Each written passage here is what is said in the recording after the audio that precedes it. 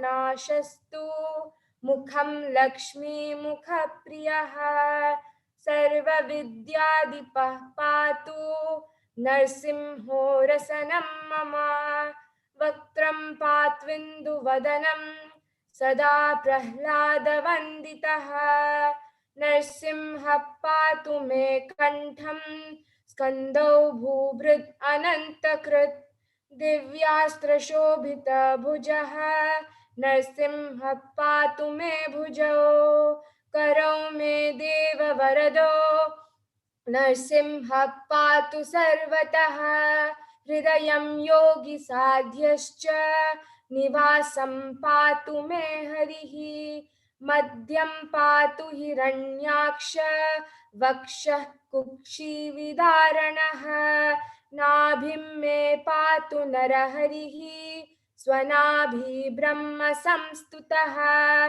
ब्रह्माण्डकोटयः कट्यां यस्यासौ पातु मे कटिं गुह्यं मे पातु गुह्यानां मन्त्राणां गुह्यरूपदृक् उरुमनोभवः पातु जानुनी नररूपदृक् जङ्घे पातु धराभरा हर्ता योऽसौ नृकेशरी सुरराज्यप्रदः पातु पादौ मे नरहरीश्वरः सहस्रशीर्षा पुरुषः पातु मे सर्वशस्तनुं मनोग्रहपूर्वतः पातु महावीराग्रजोऽग्नितः महाविष्णुर्दक्षिणे तु महाज्वालस्तु नैरतः पश्चिमे पातु सर्वेशो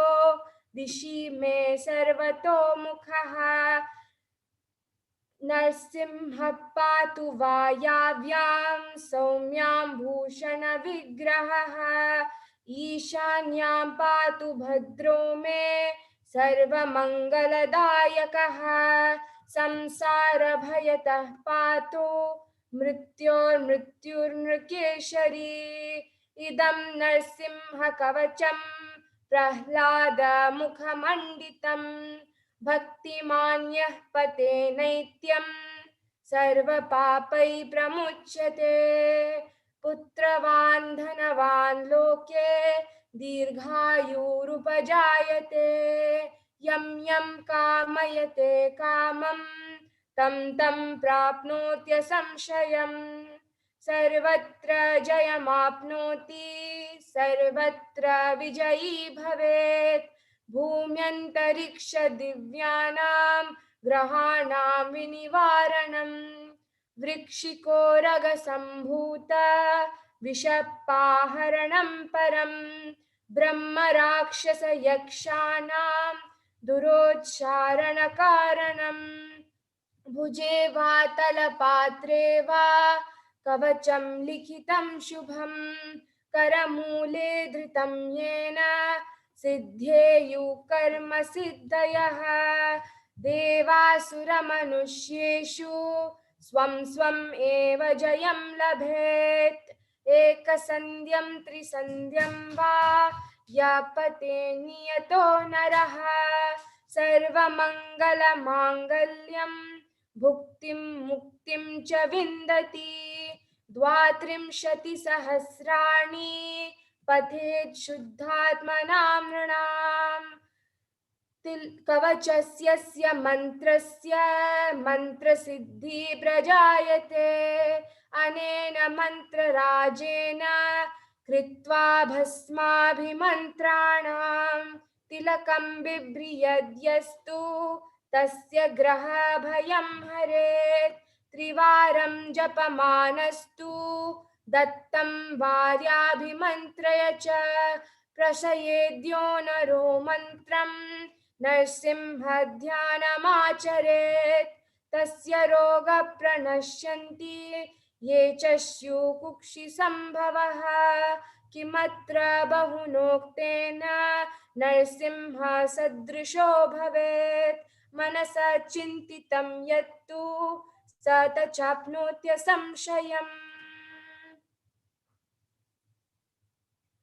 गर्जन्तं गार्जयन्तं निजभुजपटलं स्फोटयन्तं हठन्तं दीप्यन्तं तापयन्तं दिवि भुवि दितिजं क्षेपयन्तं क्षिपन्तं क्रन्दन्तं रोषयन्तं दिशि दिशि सततं संहरन्तं भरन्तं वीक्षन्तं पूर्णयन्तं करनिकरशतेर्दिव्यसिंहं नमामि गर्जन्तं गार्जयन्तं निजभुजपटलं स्फोटयन्तं हठन्तं दीप्यन्तं तापयन्तं दिवि भुवि दितिजं क्षेपयन्तं क्षिपन्तं क्रन्दन्तं रोषयन्तं दिशि दिशि सततं संहरन्तं भरन्तं वीक्षन्तं पूर्णयन्तं करनिकरशतेर्दिव्यसिंहं नमामि गर्जन्तं गार्जयन्तं निजभुजपटलं स्फोटयन्तं हठन्तं दीप्यन्तं तापयन्तं दिवि भुवि दितिजं क्षेपयन्तं क्षिपन्तं क्रन्दन्तं रोषयन्तं दिशि दिशि सततं संहरन्तं भरन्तं वीक्षन्तं पूर्णयन्तं करनिकरशतेर्दिव्यसिंहं नमामि इति श्रीब्रह्माण्डपुराणे प्रह्लादोक्तं श्रीनरसिंहकवचं सम्पूर्णम्। श्री नरसिंहकवचं की जय। श्री विघ्न विनाशक नरसिंह भगवान की जय। हरे कृष्ण प्रभु।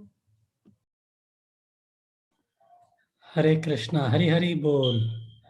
So very wonderfully chanted.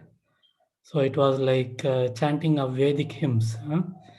Hare Krishna. Thank you, Kavita, for the nice chanting of Hare Krishna Narsimha Kavacha.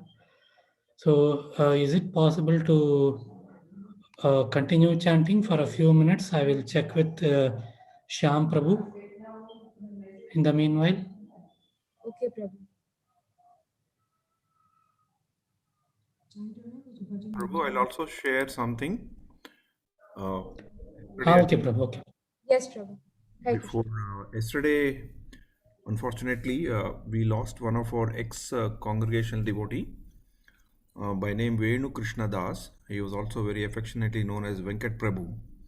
He was one of the early members of Damodar Desh congregation. He came to Dubai from Mathura Desh. He came into ISKCON in Mathura Desh. He comes from a very orthodox Tamil Brahmin family from Mumbai.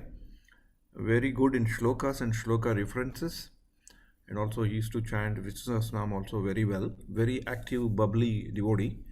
At a quite an early age, I would say that he took retirement to go to Vanaprastha kind of a life. They had a house in Mumbai, they moved there, and then they also bought a house in Vrindavan. So he used to spend most of his time traveling, pilgrimage, reading, preaching. Very, very active member of our family, and a very, very close family friend also for us personally. So he lost his life due to COVID. I think due to some breathing problems. That's what I was told. Very nice family. So we also pray for him, particularly for him to leave the body during Ramadan is very emotional to me, because he was one of the very active and regular participant of Ramadan program when Mani Prabhu used to conduct, because he used to also help him in shloka references and all. And sometimes he used to also, Mani Prabhu used to give him a chance to carry Bhagavatam on his head, to bring to the that place in the Gurudwar. Initially, it was the Gurudwar, and when the near the Shiva temple, where the Shirdi Sai Baba Murti is there now. That's where the programs used to happen. And I saw him several times doing that seva of carrying the Bhagavatam either in the beginning of the program or in the end of the program. So we should fondly remember such good devotees who were part of our Damodar Desh congregation with a very good intention they left. And he leaves behind one daughter by name Sandhya. She got married few years back, and Mataji's name is Shanti Mataji. So we pray for them to give the strength to the family, and also for a safe and a good exit to Prabhu for all he has done and for the service of the Lordship. And he's a disciple of Radha Govind Maharaj. Hare Krishna. Hare Krishna, Krishna Krishna, Hare Hare, Hare Rama, Rama Rama, Hare Hare. Thank you, Prabhu. Hare Krishna, Prabhu. So we have Shyam Prabhu. I think he has joined just now. 1 minute. Yes. Okay, Hare Krishna. So, Hare Krishna, welcome to all to today's Ramadan 2021 program. So, apologies, I am not in Vaishnava attire. I came in from office just 15 minutes back because it's a Thursday and for entertainment, the weekends are busy. So, I had to do certain things and I could leave I could leave only very quite late. So today we are fortunate to have His Grace Chiranjeeva Sham Prabhu, Chiranjeeva Sham Das, so who is affectionately called as Sham Prabhu.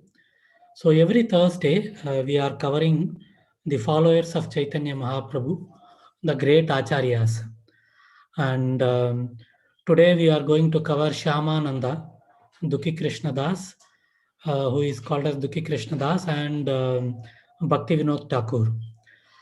So, Shyam Prabhu is a disciple of His Holiness Jayapataka Swami Maharaj, is actively involved in many seva regarding the youth programs and the iconic Utsav festival, Kirtan Oasis. And Prabhu is also involved in a lot of seva in DDY strategy and many outreach programs in terms of planning and other things. So let us welcome. He is also involved in Academy of Vedic Sciences, where all our lectures are being digitized. So that is another great initiative, and everything is happening behind the scenes without much of fanfare. So let us welcome Shyam Prabhu with a Hare Krishna Maha Mantra. Hare Krishna, Krishna Krishna, Hare Hare, Hare Rama, Rama Rama, Hare Hare. So over to you, Shyam Prabhu.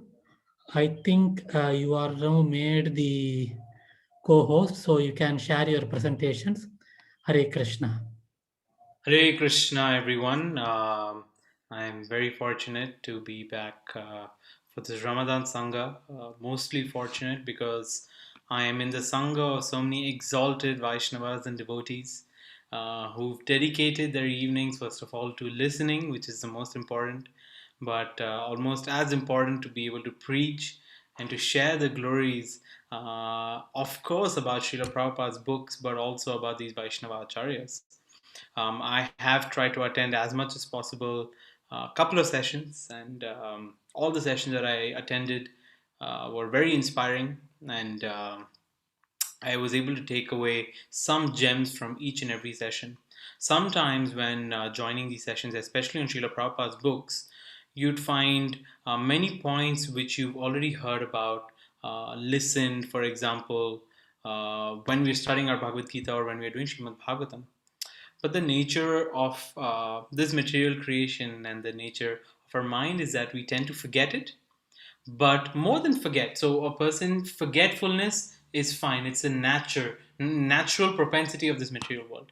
So being to be able to forget or to be able to ignore it is also fine. But the more painful aspect is even after understanding the aspect where we're not able to put it into practice. So sometimes when something is told to us again and again and again and again, it kind of gets drilled into our head. And so what happens is when it gets drilled into our head, we're able to put it into practice. And so it's like a child. If you tell the child once, the child doesn't understand, and maybe it's somewhere in the child's head floating around, but not able to put it to practice. Then once it happens again and again and again and again, then the child is able to reminisce. But when does the child learn the most? Is when the child, even after being told again and again and again, gets hurt falling down. Actually experiences some difficulty when you're not following their advice. That is the nature of this material world. So even after being told again and again and again, only once we really experience that yes, this material world is a place of difficulties. We are able to use that drill down knowledge in practice, and that's why we are able to feel the gem of Srila Prabhupada's books. And I really love the structure of this program because on Thursdays, throughout the week, we are able to see what the essential practice of the Vaishnavas are. And on Thursday, we are able to reminisce about the life of these Vaishnavas. So, how did it come to that platform where they're able to practice that way? And today we're very fortunate to talk about Shyamananda Pandit, who's actually one of my favorite pastimes I've heard from overall from Chaitanya Leela and the generations below. I sincerely apologize. I know that the standard has been set very high for all the devotees on this call to share presentations and share wonderful slides to be able to illustrate, which is also something I enjoy doing. But in spite of Ramadan timings, my work has actually increased during Ramadan. So, unfortunately, because of time constraints, I was not able to prepare a presentation. But one thing I can share is what some the Vaishnavas have written about the lives of Shyamananda Pandit and a little bit about Bhakti Vinod Thakur as well, so that it can be of some inspiration to everyone. So, firstly, like to start with some opening prayers. Om Jnana Timirandasya Jnana Shalakya Kshmri Dina Tasmai Shri Gurave Namah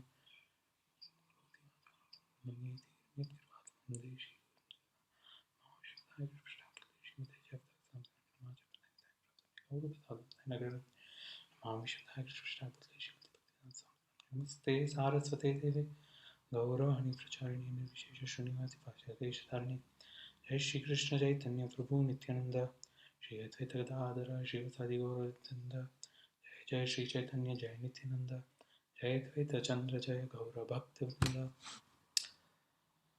So, getting straight into it, let's just hear about Shyamananda Pandit a little bit. And some of us may have already heard this name pretty commonly, especially, I believe, one of the earlier weeks. In fact, I think it was Pundrik Prabhu who was speaking about Narottam Das Thakur, if I'm right, or one of the other Vaishnavas was speaking about Narottam Das Thakur. And we might have also heard about Srinivas Acharya. And so these three personalities are commonly known as the Trident. So, following of the generation of Mahaprabhu and his followers, and then going into the generation of Jiva Goswami, who is on his own pedestal, who's like the connecting point between these three acharyas and Mahaprabhu's generation, and Sanatan Goswami and Rupa Goswami. Uh, Jiva Goswami actually played the very important role, not of a Diksha Guru, but of a Shiksha Guru for these three devotees, namely Narottam Das Thakur, Srinivasa Acharya, Shyamananda Pandit. Narottam Das Thakur, as we know, who took initiation from Loknath Goswami. So it's very interesting, and we hear about these pastimes, very wonderful. In fact, Narottam Das Thakur's story is just out of this world. But we do have some detail about Shyamananda Pandit as well. In fact, Shyamananda Pandit had a very prominent disciple who was a young boy whose name was Rasika. Eventually, who after initiation, his name became Rasika Ananda. And so Rasika Ananda Murari Das, he actually wrote a glorification of Shyamananda Pandit called Shyamananda Shataka, I think, where it has 100 verses glowing Shyamananda Pandit alone. And talks about how Shyamananda Pandit, who delights the three worlds with his narration of the pastimes of Lord Krishna, Shyam, and he talks about the handsome prince of Braja, and so glorifies Shyamananda Pandit in such a wonderful way. But you can also see from just these glorifications that how much of an impact that this personality has had on his disciples. And Rasikananda actually had a number of disciples who he was able to use as fledglings for the Brahma Madhva Gaudiya Sampradaya. And so just a quick bio, essentially this would have been very nice in a slide, but I've made some notes, maybe it might help. So more than using the help of visual aids, I think focusing on what I'm able to share here would be a more helpful way to move forward. So I apologize for that, but please bear with me as we go on. Born in 1535, of course, in Bangladesh, in the month of Chaitara, in the village called Dandeshwara. His father was Krishna Mandal and his mother was Sri Durika. And his constitutional position in the spiritual world is as Kanaka Manjari. And so we'll hear the pastime of Kanaka Manjari very, very shortly, which is so interesting and so unique. So actually at birth, from a very young age, Shamananda Pandit was known as Dukhi. Dukhi. He later on got initiated as Dukhi Krishnadas, but initially his parents gave him the name Dukhi. And that name was given because Shamananda Pandit's parents actually had so many children who had passed away upon birth. And so his parents were so affected, were so afflicted by the sadness of all their children who they wanted to grow up to become practitioners of Krishna consciousness. They felt utmost sadness because all these children were passing away. And so they didn't know what to do. Then finally they had this child. And as they had this child, the parents, what's so interesting is out of sadness, first of all, they named the child Dukhi. But in one of our very popular Vaishnava texts called Bhakti Ratnakara, it's explained that the parents were thinking that if Yamaraj, right, if Yamaraj, the Lord of Death, had seen that this child was called Dukhi, he was already sad. And so he would forgive this child for assuming that he was so unhappy already. So I don't want to take him to the kingdom of death. So saying that, they were thinking that Yamaraj has already taken away so many of my children. Now if he sees this one child who is already called Dukhi and unhappy, he will leave him alone. He will give him some mercy. And so thinking that, they named the child Dukhi. And so Shamananda Pandit was called Dukhi from birth. And Shamananda Pandit, actually growing up in school, was known to be an excellent scholar and known to have a great interest, especially in the Vedic texts and even in the school of thought, in the school of logic. And they were from a very low family in terms of, they were called from the Sadgopa caste. And of course, the family were devotees and practicing very wonderfully. And as Dukhi was growing up, he was very much engaged by his parents in wonderful devotional service and was grown up always consciously imparted the teachings of Chaitanya Mahaprabhu and the pastimes of Chaitanya and Nityananda. Then if we fast forward a couple of years, because of course we have shortness of time, so I'm just going to quickly go through the pastime because there are a lot of nice intricate details which are so interesting. So eventually when Dukhi arrived in Ambika Kala, which is a very popular place that we've heard of, he heard a lot about an erudite scholar called Hridaya Caitanya. And Hridaya Caitanya was known to be an excellent scholar, a wonderful devotee, and he also had a number of disciples. And so Dukhi had heard a lot about Hridaya Caitanya, and he wanted to come and take shelter of Hridaya Chaitanya so he could learn about Krishna consciousness from this exemplary Vaishnava. And so as he came to do that, Dukhi came, he had rendered service, and he had pleased this Hridaya Chaitanya, and eventually Hridaya Chaitanya had given him the name Krishnadas. So he became to be known as Dukhi Krishnadas. In fact, Dukhi Krishnadas was so well known in his community for having a very menial service attitude, for having a very simple mindset. Of course, that came from his upbringing, but his natural quality was like that. So his main service in the ashram, where in Ambika Kalna, where Hridaya Chaitanya was to actually fill water in the water pots and come and water the gardens. We see this very common in a temple where you'll find gardens which has flowers, which has fruits, and which has all the required vegetation, which is actually grown in the garden itself. So what our dear Dukhi Krishnadas used to do was he used to fill the water pots, he used to carry it on his head, and he used to come and water all the plants in the garden. In fact, his service was so menial, and I heard this as a little wonderful addition to the pastime, was that at one point that just carrying the pots and keeping it on his head, through the friction, it started creating some bruises and it started creating some sort of injuries on his head. And through the injuries, he didn't even notice that he had these injuries. And as he was having these injuries and doing his service, this has happened for months, days and months. And Dukhi Krishna Das didn't even notice. And so what started happening eventually is it started becoming a nest for even little pests. And so some little insects and some worms, etc., started growing there. But he was so absorbed in his devotional service that none of this even mattered to him. Then one day his Guru Hridaya Chaitanya was actually waiting in the garden and seeing how this boy is doing his service. And so when he was doing that, as Dukhi Krishna Das had bent down, he could immediately see that some creatures were falling from, some worms were falling from the bruise. Yes, it's a little bit gory, but the point is that even Hridaya Chaitanya was so astonished. Oh my God, this boy is so completely aloof.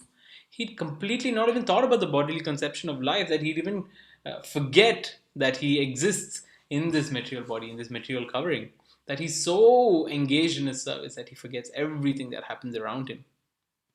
And so the first learning checkpoint that we have, and we'll do this as we narrate the pastime so that it's not just the pastime that we're hearing, but we can also stop, pause, reflect on what we can take away from these personalities. So the first thing that we can see is that being engaged in service, so being completely absorbed in your service is such an important aspect. And so you see this so many times in Chaitanya Mahaprabhu's Leela as well, where just either engaged in chanting, either engaged in speaking, the devotee completely drowns in the service. And so just doing that, the same way Dukhi Krishna Das was completely just engaged and completely drowned in this service attitude that he could not even think about anything else. And so as Dukhi Krishna Das was performing this service, you can see that the nature of service is that service is first, everything else is secondary.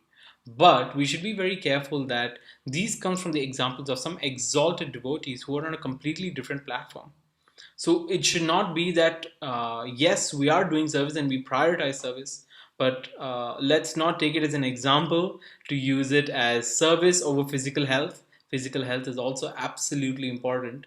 And luckily, Dukhi Krishna Das had a guru who was able to point it out to him.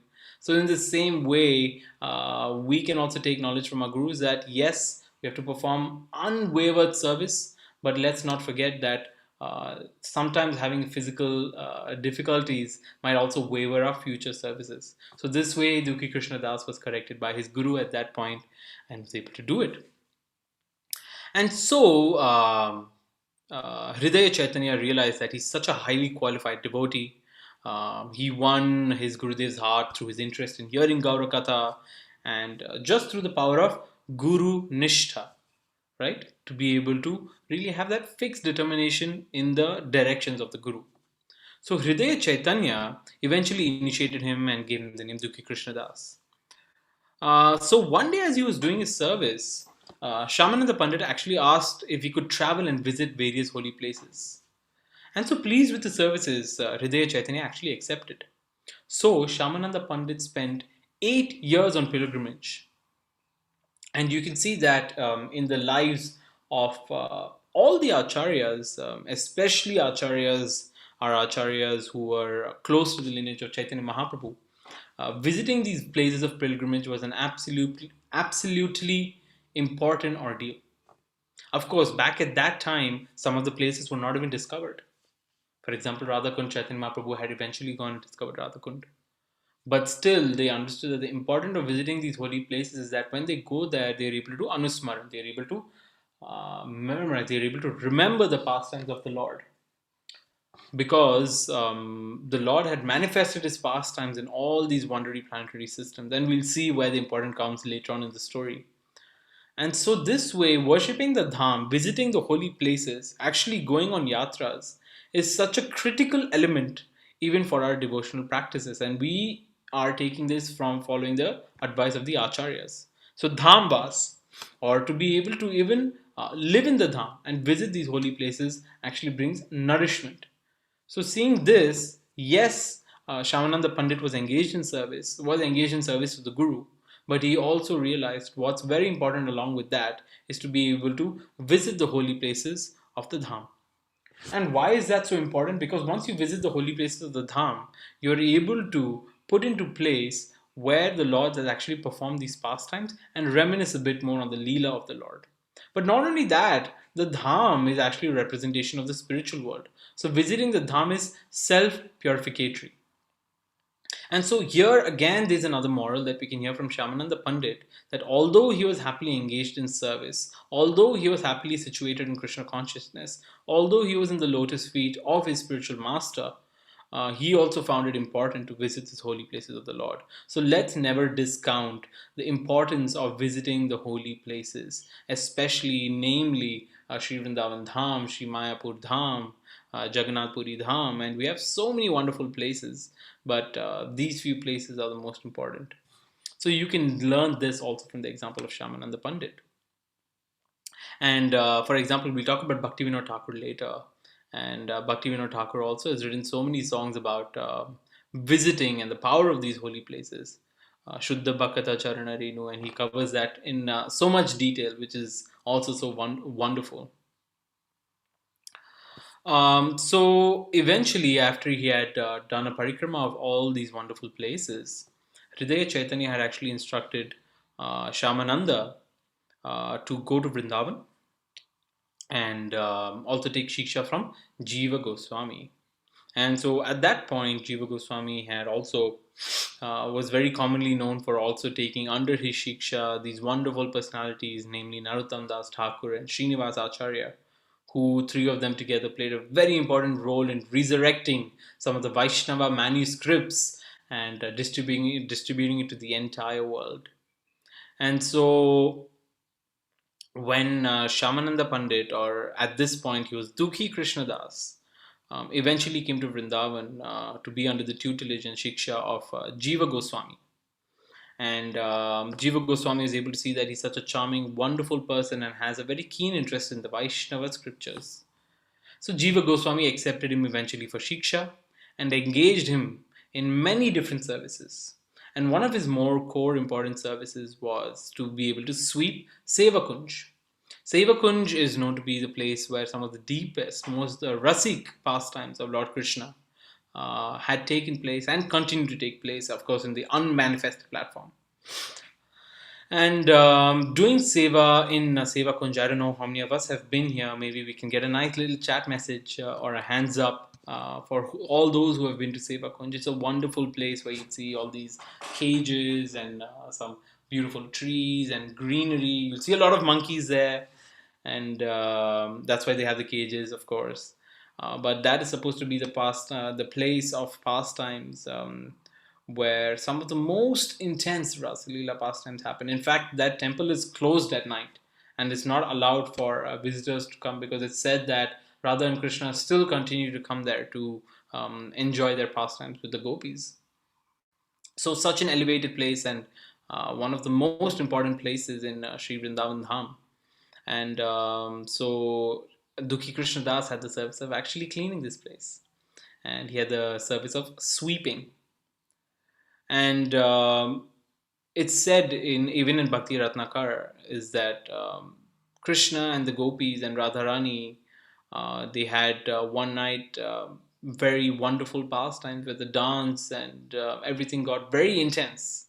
And so as this intensity was increasing, Radharani eventually, the anklet from her wonderful lotus feet had actually fallen down in one of these places in Sevakunj.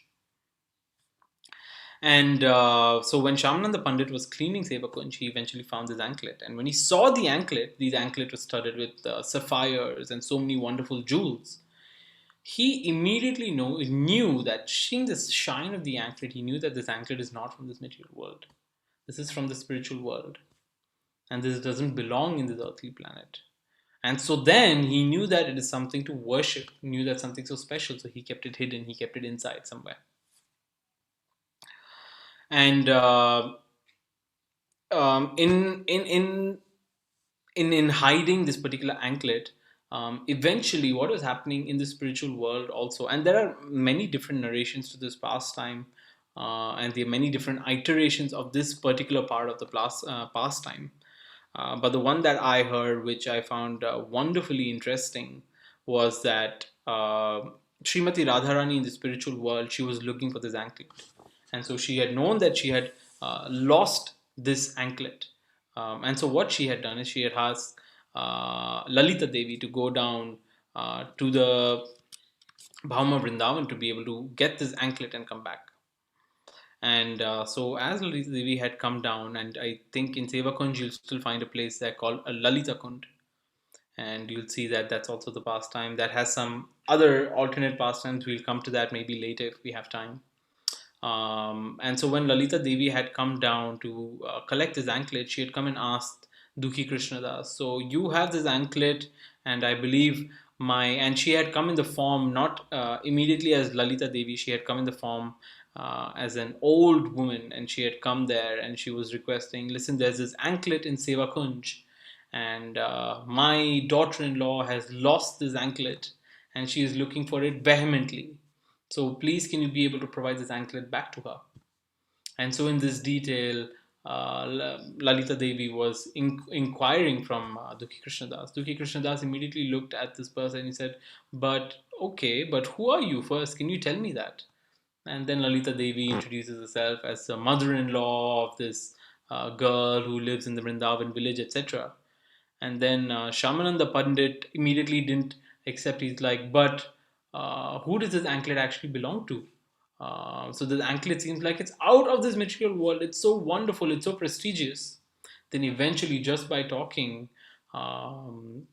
he was able to get Lalita Devi to actually reveal to him that she was Lalita Devi. And so eventually what had happened is Lalita Devi said, thank you so much for doing this wonderful service of guarding this anklet in Seva Kunj.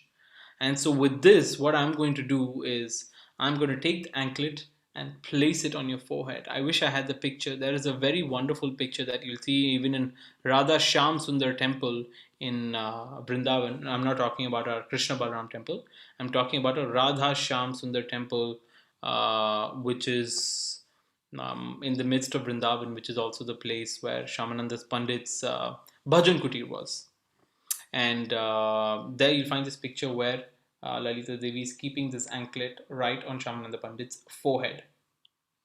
And as he does that, this anklet creates an imprint on Shamananda Pandit's forehead that looks like a tilak. Lalita Devi says this tilak is Radharani's footprint. And so what happened is when Lalita Devi did that, all of Shamananda Pandit's whole aura became white, golden, he was shining, and he had this mark of this tilak on his forehead. And so immediately what happened after that is, after he had this experience, he couldn't believe it. He was almost in trance from this complete experience. And so after he did that, after he had this divine ornament touched on his forehead, he immediately ran back. Dukhi Krishnadas ran back to Jiva Goswami, and he was so overjoyed. And so many Vaishnavas on his way back, they were starting to question, hey, wait, this Dukhi Krishnadas looks so different. He looks so effulgent. And you can see that he has a tilak. And when Jiva Goswami, when Dukhi Krishnadas came back and saw Jiva Goswami, and he narrated the entire pastime, Jiva Goswami, of course, such an exalted Vaishnava, immediately knew when he accepted the pastime that yes, Lalita Devi and Srimati Radharani has given him the direct mercy, and he was so pleased with his Shiksha disciple. But eventually what started happening is all the Vasis in Vrindavan, they could not believe this. They're like, look at this person, he's so unbelievable. He's coming and telling everyone that he's being blessed directly by Lalita and by Lalita Devi. And so what started happening is he started having this different effulgence. And one important detail that I forgot to mention is that as Lalita Devi had kept the anklet on Shamananda Pandit's forehead, she had actually given him the name Shamananda. And so Dukhi Krishnadas went back and narrated this pastime to Jiva Goswami.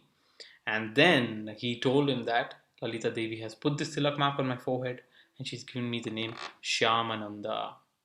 And so then what happened is Jiva Goswami accepted it, and all the villagers started questioning.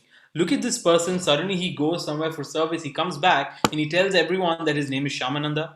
and he tells everyone that this tilak mark is from Lalita. So it seems like this person has gone and accepted somebody else as a spiritual master. And rumors started spreading that Shyamananda Pandit or Dukhi Krishna Das had accepted Jiva Goswami as a spiritual master and took re-initiation. Eventually, this news had reached his original guru, who is Hridaya Caitanya, who was completely displeased by this activity, and he came running from Ambika Kalna to see his disciple.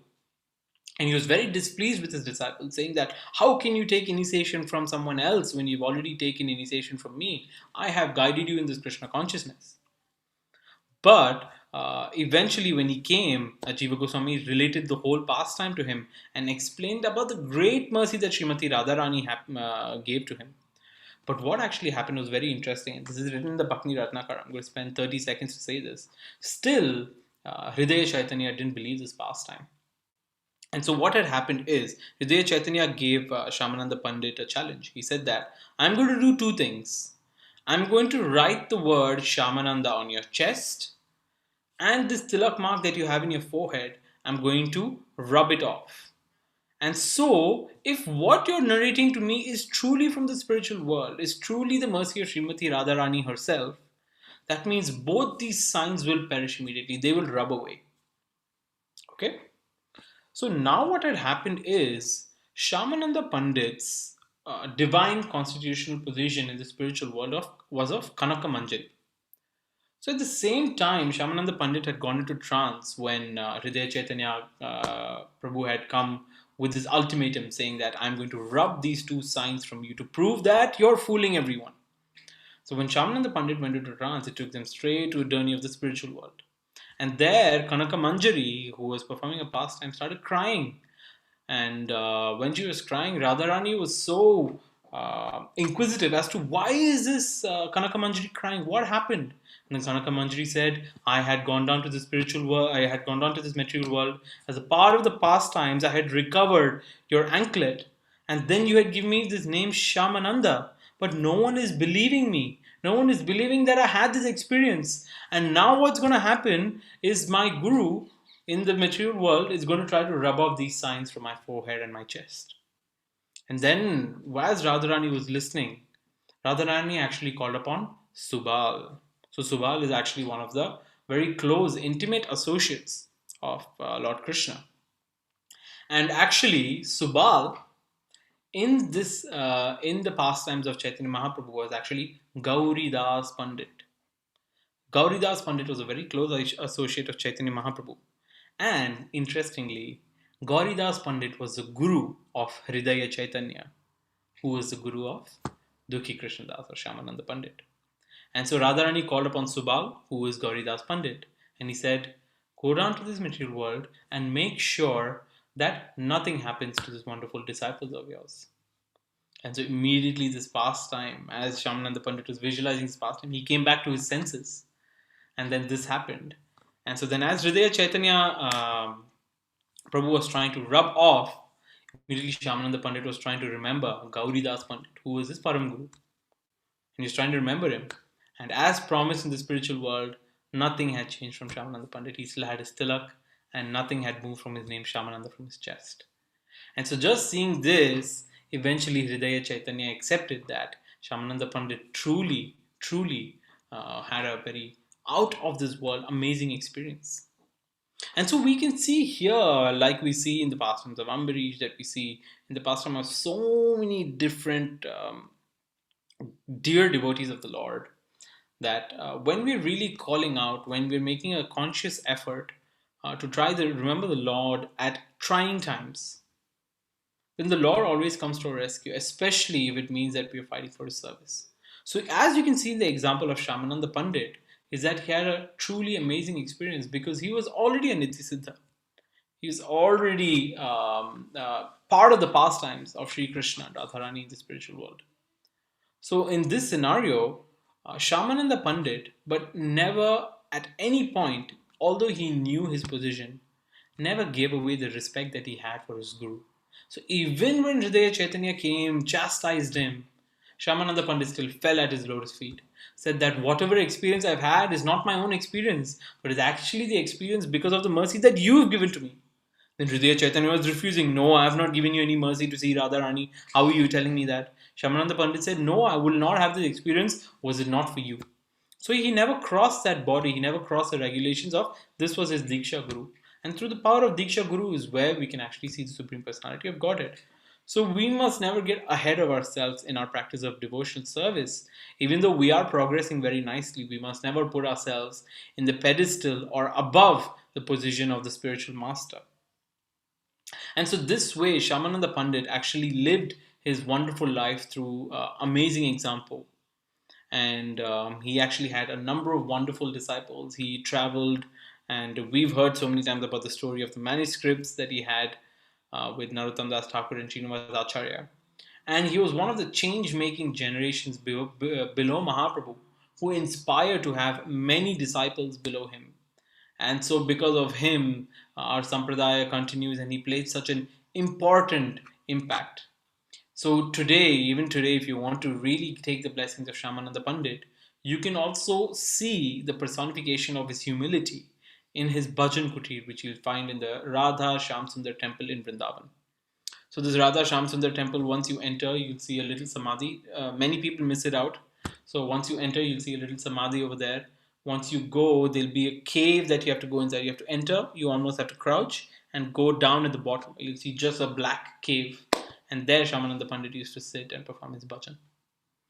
And so we must not forget the mercy that we can get from our acharyas, as they have never forgotten the mercies that they can get from their predecessor acharyas.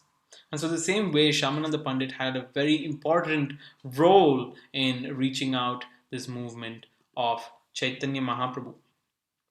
And as we're talking about reaching out this movement of Chaitanya Mahaprabhu, one of the other very important acharyas that we have to talk about is also Bhaktivinoda Thakur. Of course, we have shortness of time as well.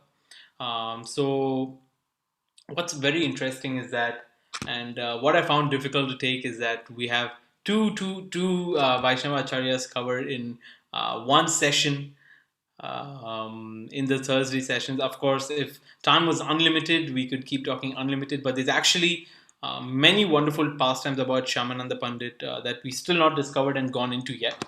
Maybe we can have another session. But the same applies to Sri Satchidananda Bhaktivinoda Thakur. So Bhaktivinoda Thakur, we've already heard about. That's why I kind of saved a little bit lesser time for Shri Bhaktivinoda Thakur, because we've learned about Bhaktivinoda Thakur not only from lectures but also through reading some of his books. And one of the initial Vaishnava acharyas to bring about preaching of Krishna consciousness in the language of English, and one of the most accomplished writers in our Vaishnava Sampradaya, through whom we even have wonderful writings like Chaitanya Shikshamrita, etc. So Bhaktivinoda Thakur's impact in the world of the Brahma Madhava Gaudiya Sampradaya can never be overstated. He had so many wonderful pieces of literature that he had written, including Harinam Chintamani, which is one of the books that are very, very, very close to my heart, and something that I read a lot and go back to. So Bhaktivinoda Thakur was born in 1838 in a wealthy family in the Nadia district of West Bengal. And so, of course, it doesn't even need to be suggested that he's actually an eternal associate of Sri Chaitanya Mahaprabhu. Just we can see through his example. And Shri Bhaktivinoda Thakur had a responsible government position as a High Court judge. He maintained a Krishna conscious family and wrote almost 100 books on Krishna consciousness. So from Bhaktivinoda Thakur's example, and I always use his example, especially when I'm preaching to newer devotees, and also to people who want to take up the practice of Krishna consciousness, and feel that Grihastha ashram and perfection of Grihastha ashram to practice your Krishna consciousness is not achievable in this Kali Yuga. But actually, if we follow the exemplary example of Bhaktivinoda Thakur, we can understand that even after a Grihastha who has multiple duties, including to his family, but also as a High Court judge and being a very respected person, Bhaktivinoda Thakur made time for writing and for reading very, very effectively. We'll go through his schedule very, very shortly. So Bhaktivinoda Thakur actually, what's very interesting about his story of Diksha is he took Diksha from Vipin Vihari Goswami, and we actually read about Vipin Bihari Goswami. I don't know how much time we have. I've heard some very interesting story about his relationship with his guru. Apparently, he had some arguments, etc., with his guru, but Bhaktivinoda Thakur always was following the Guru Varga and was always following the Sampradaya through the Shiksha Sampradaya. So, whatever he was doing, he was following through spiritual inspiration and direction. And one of these sources of spiritual inspiration was Sri Jagannath Das Babaji. And so he was holding an exalted government post, and he had vast erudition, and he had spiritual accomplishments, but this never disturbed Bhaktivinoda Thakur in his mission. And so, actually, Bhaktivinoda Thakur also played a very important role in establishing Navadvip Dham, because Bhaktivinoda Thakur had also discovered the Yoga Peeth along while taking, as we've heard, the basket of Jagannath Das Babaji to this wonderful place, and getting confirmed that this is the birthplace of Chaitanya Mahaprabhu. Bhaktivinoda Thakur is also one of them who predicted that there's going to be a huge, wonderful temple. Let's go through his predictions very shortly. I have some notes here on that predictions.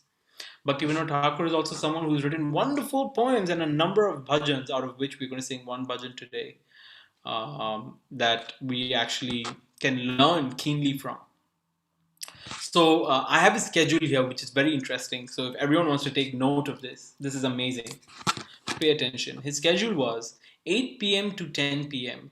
rest for 2 hours. 10 p.m. to 4 a.m. write. 4 to 4:30 a.m. rest. 4:30 to 7 a.m. chant japa. 7 to 7:30 a.m. correspondence. 7:30 to 9:30 a.m. study Shastra. 9:30 to 10 a.m. bathe, prasadam, and his prasadam included half liter of milk, fruit, and 2 chapatis. 10 a.m. to 1 p.m. court duties. 1 p.m. to 2 p.m. refresh at home. 2 p.m. to 5 p.m. he'd go back for court duties. 5 p.m. to 7 p.m. translate Sanskrit Shastras to Bengali. 7 p.m. to 8 p.m. bathe, prashada, which is half liter of milk, rice, 2 chapatis, and then he'd take a rest again. So you could see that he goes to court duties from 10 a.m. to 1 p.m., refreshes at home from 1 p.m. to 2 p.m., and then has court duties from 2 p.m. to 5 p.m. So Bhaktivinoda Thakur, in fact, had a rail track. So even if you go today, it's called Swananda Sukhada Kunj, where even if you go to his house, you'd find there's a wonderful rail track over there, which the British had built just for him. So that the train stops outside his house. So the summary of his daily schedule was he would sleep for 3 hours. He would write for 8.5 hours. He would do japa and study of Shastra for 4.5 hours. And he'd work for 6 hours. He'd work for 6 hours, which is so reasonable, right?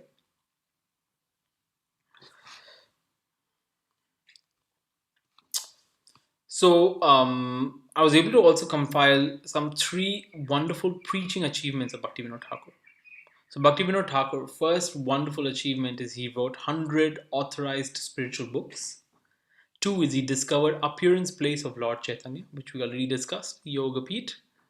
He introduced preaching innovations besides books in Bengalis, and he revived and explained Mahaprabhu's message through hundreds of poems and songs of spiritual sentiment and Shastric Siddhanta.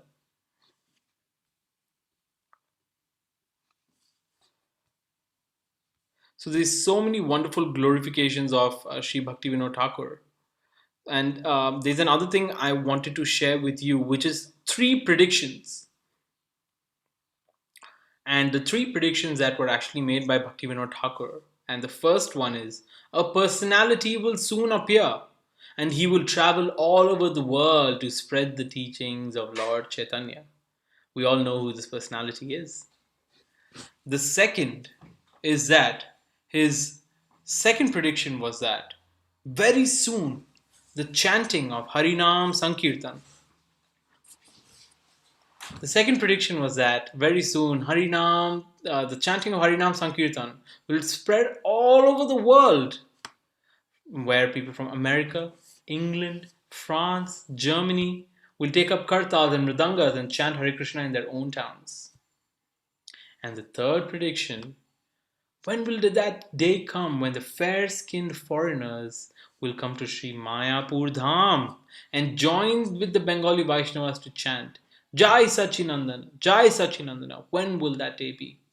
So you can see that the power of these three predictions of Bhaktivinoda Thakur was amazingly brought to fruition by our Srila Prabhupada. And the mission, almost the guiding mast for Srila Prabhupada's vision for his preaching movement, um, was the instructions of and the vision of Bhaktivinoda Thakur. Of course, under the guidance of his spiritual master, Shri Bhaktisiddhanta Saraswati Thakur. But Bhaktivinoda Thakur set the standards. He set the guiding mast. He set the North Pole for where this movement should be growing in the future. And so these predictions of Bhaktivinoda Thakur, and especially we find a lot from Shastras, where you have boons, curses. The words of a pure Vaishnava can never go unseen. So especially words from the mouth of a Vaishnava like Bhaktivinoda Thakur, you can definitely see the fruition happening even in today's world. So even if you go to Mayapur and you go and visit Bhaktivinoda Thakur's house, you can see that right from Bhaktivinoda Thakur's window, you can see the top of the TOVP, just as Bhaktivinoda Thakur envisioned. And so this way, Bhaktivinoda Thakur had a very impactful life, but more importantly, he's given us these teachings, and he was such an erudite scholar that we take away so much. And in today's our practice of Krishna consciousness, we still find his books, which forms the manuals, the textbooks for every single piece of practice. So the takeaways from Bhaktivinoda Thakur's life was that, first of all, Bhaktivinoda Thakur was a visionary. So visionary means he said very clearly what the vision for this movement should be. Where do I see this movement in the coming years? And so based on that, he also aimed his writings, his teachings in that vision. So where we can take example is, let's not only look at what we can do today in Krishna consciousness. Like Bhaktivinoda Thakur, who's looking at the vision of TOVP from his window. Let's not just dream about what we could achieve, but let's dream big for Srila Prabhupada's movement. Let's dream big for Bhaktivinoda Thakur's wonderful visions. So this movement is not only about people who are bhajananandis, who are practicing in the today. This movement is coming from these wonderful visionary of acharyas, including Shyamananda Pandit and Bhaktivinoda Thakur. So Bhaktivinoda Thakur was one such visionary. He set the exact course where the ship should be sailing. The second, and as we discussed in the beginning, is Bhaktivinoda Thakur had a family life, and seeing through his schedule for the day, we can understand that Bhaktivinoda Thakur, in spite of all of this, he made time for his Krishna consciousness. But he never neglected his duties to the family. And we'll see this also in the pastimes of so many of the associates of Mahaprabhu. You'd see that, yes, they had neglected family. But for example, if you see in the pastime of Raghunath Das Goswami, they were all instructed at certain points that you execute your duties. And at a certain point where you're able to take up further service, then you go ahead and do that. Being in Dubai, we all have our families and our commitments that we have to make. But unless we make time for our Krishna consciousness, this is what will help us grow further, and this is what will help us reach these visions of Bhaktivinoda Thakur.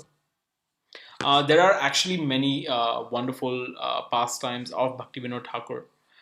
Maybe we do a separate session of this, and that's what I was requesting with our dear Prabhu, that we could have a separate session for Bhaktivinoda Thakur, because there's so much depth into his own pastimes. But for now, we will stop here. And we've covered two wonderful personalities, namely Shyamananda Pandit and Bhaktivinoda Thakur. And we've gone very deep into their lives. But I feel that there is so much more that we've still not yet discovered and gone into detail for. So would request everyone to please pick up either some lectures or some videos of your choice to dive deep into the pastimes of these wonderful acharyas. And let's not just hear them, let's make sure that we are able to use the examples of these acharyas in our lives. Hare Krishna, thank you so much. Bandhu Baldev Prabhu, I think you're trying to saying something, but I think you're muted. Yeah. Sorry, Prabhu. Thank you so much. Hare Krishna. Sadhu, sadhu, sadhu. So the key takeaways also you have clearly explained. So I have one this thing which has come to me which says, so we saw in Bhakti Vinod Thakur that he's keeping waking up in the night and then taking bath at around 9:30. So though it's a matter of technical detail, I hope the key takeaway is to spend our time wisely and not the time perspective. So please confirm. Yes, as I was saying earlier, sometimes even the activities of the pure devotees cannot be easily digested by us when we're looking at it from a material vision because um, all these Vaishnavas are exalted. And so, in terms of the activities they used to do, even when we see the example of Srila Prabhupada, we can never be able to compare as to how he got the physical body to be able to handle it. And even if we see examples like examples in our movement, including His Holiness Jayapataka Swami Maharaj and all these wonderful senior disciples, we see that even though they don't have the physical fitness to do it, the problem is, and where they are able to drive forward with the movement, is to use their mind in the service of the Lord. So, even when it comes to austerity, and even when it comes to, for example, as simple as the practice of Ekadashi, for example, so the acharyas also instruct us that as much as the practice is inspiring your Krishna consciousness, is how much you need to follow. Otherwise, following dry regulation is not good enough. So, the same way, following dry regulation or a dry practice of someone else or trying to imitate somebody else's practice is not sufficient. But actually, a practice that is sufficient and tailored to your spiritual practice is the most important part. So, you might have heard about this wonderful pastime of Govinda Dasa. And so, Govinda Dasa is actually the personal servant of Chaitanya Mahaprabhu. And there's a very quick pastime where Govinda Dasa used to massage Chaitanya Mahaprabhu's feet every night. And one night, Chaitanya Mahaprabhu was lying down on the doorway of the room. And scripturally, especially to our elders, but to anyone, we're not supposed to cross over the body of a senior Vaishnava or any senior personality. There's a lot of detail through that because how the Brahmana does not cross the oceans, etc.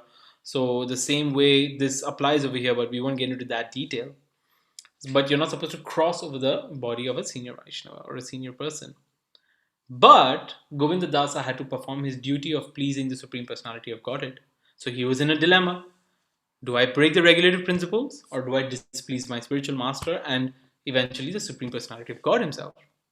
And so, as he was in this dilemma, Chaitanya Mahaprabhu was actually awake and he was noticing. He was waiting to see if Govinda Dasa would make the right decision. Eventually, what Govinda Das did was that, in spite, he's like, even if I'm going to help, even if I'm not able to do it, I don't care about regulations.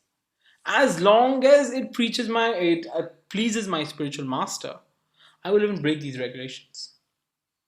So what he did is he crossed over the body of Chaitanya Mahaprabhu, came down and performed his service of massaging Chaitanya Mahaprabhu's lotus feet.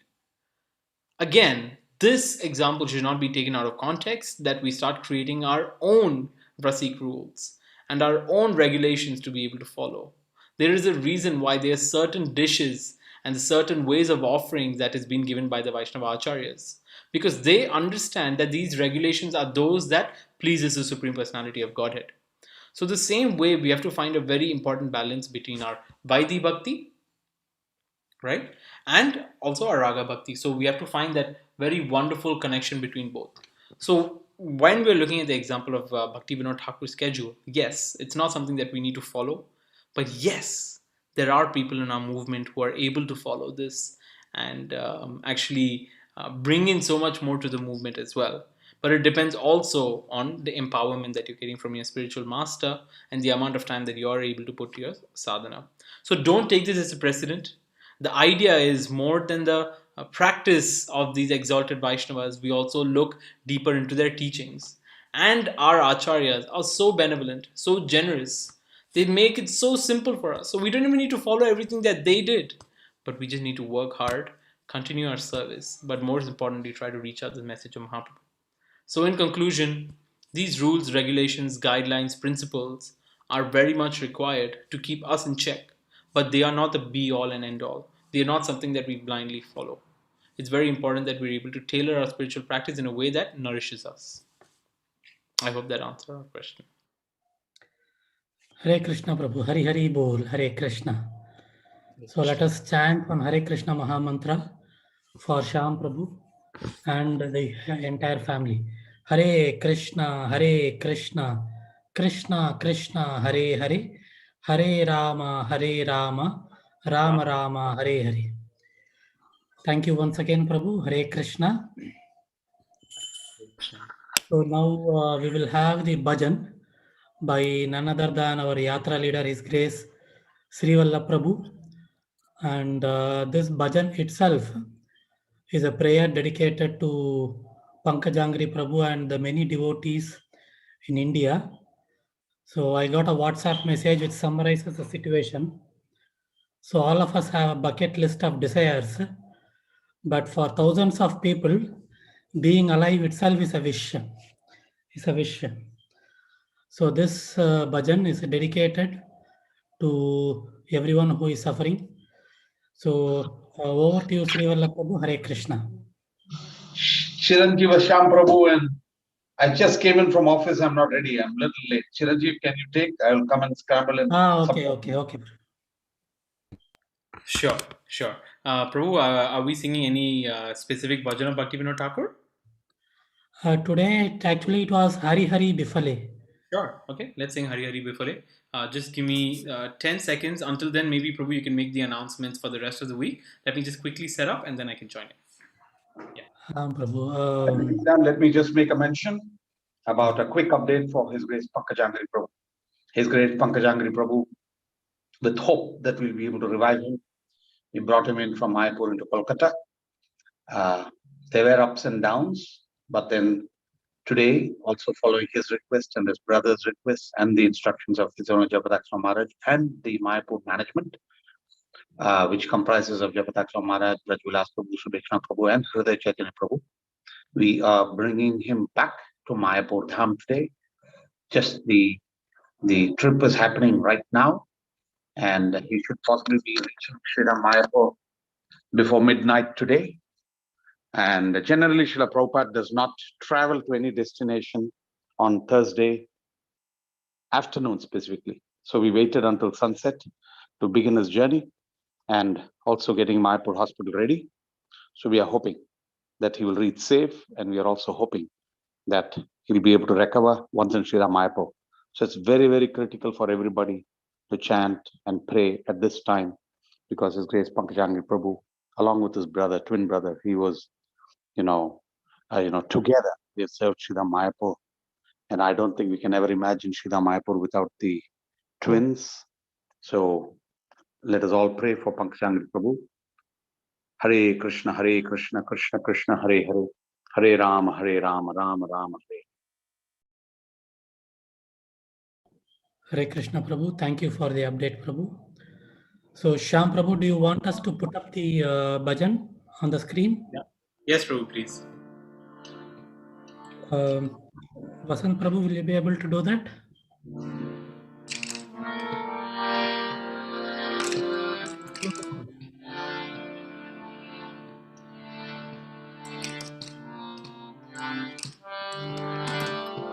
Hare Krishna, Vasant Prabhu, will you be able to do that? Yes, Prabhu, I'm doing it. Okay.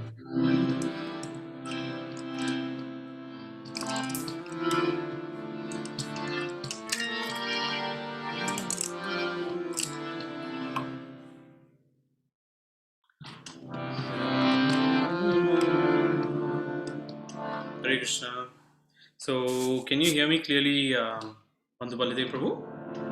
Yes, Prabhu, it's clear. Okay. And can we also have the words on the screen if possible? That's okay. Prabhu, he is putting up in a few seconds. Vasant Prabhu is putting up.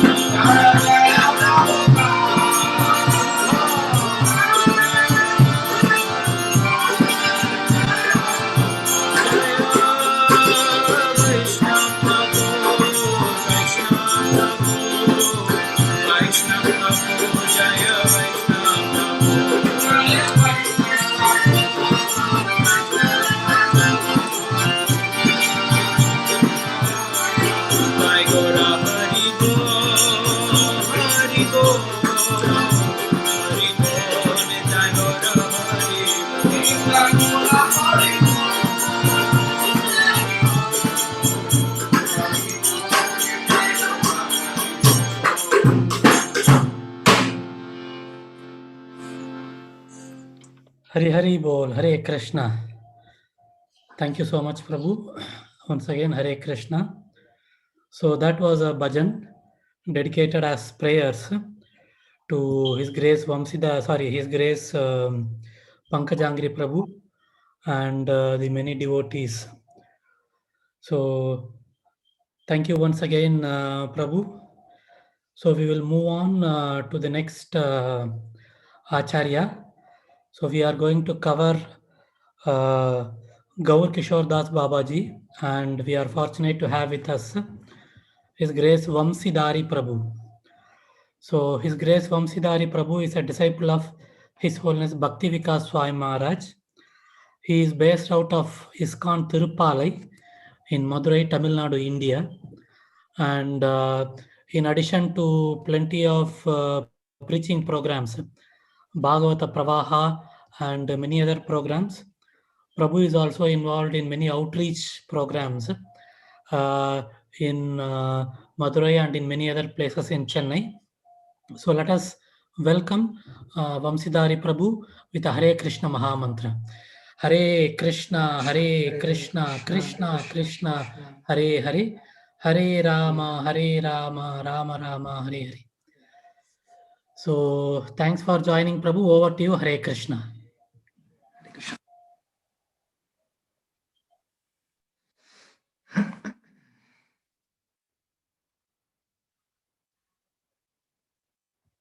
Start, Prabhu. Yes, Prabhu, you can start. You have been made the co-host, so Okay. you can present also. Hare Krishna. Okay.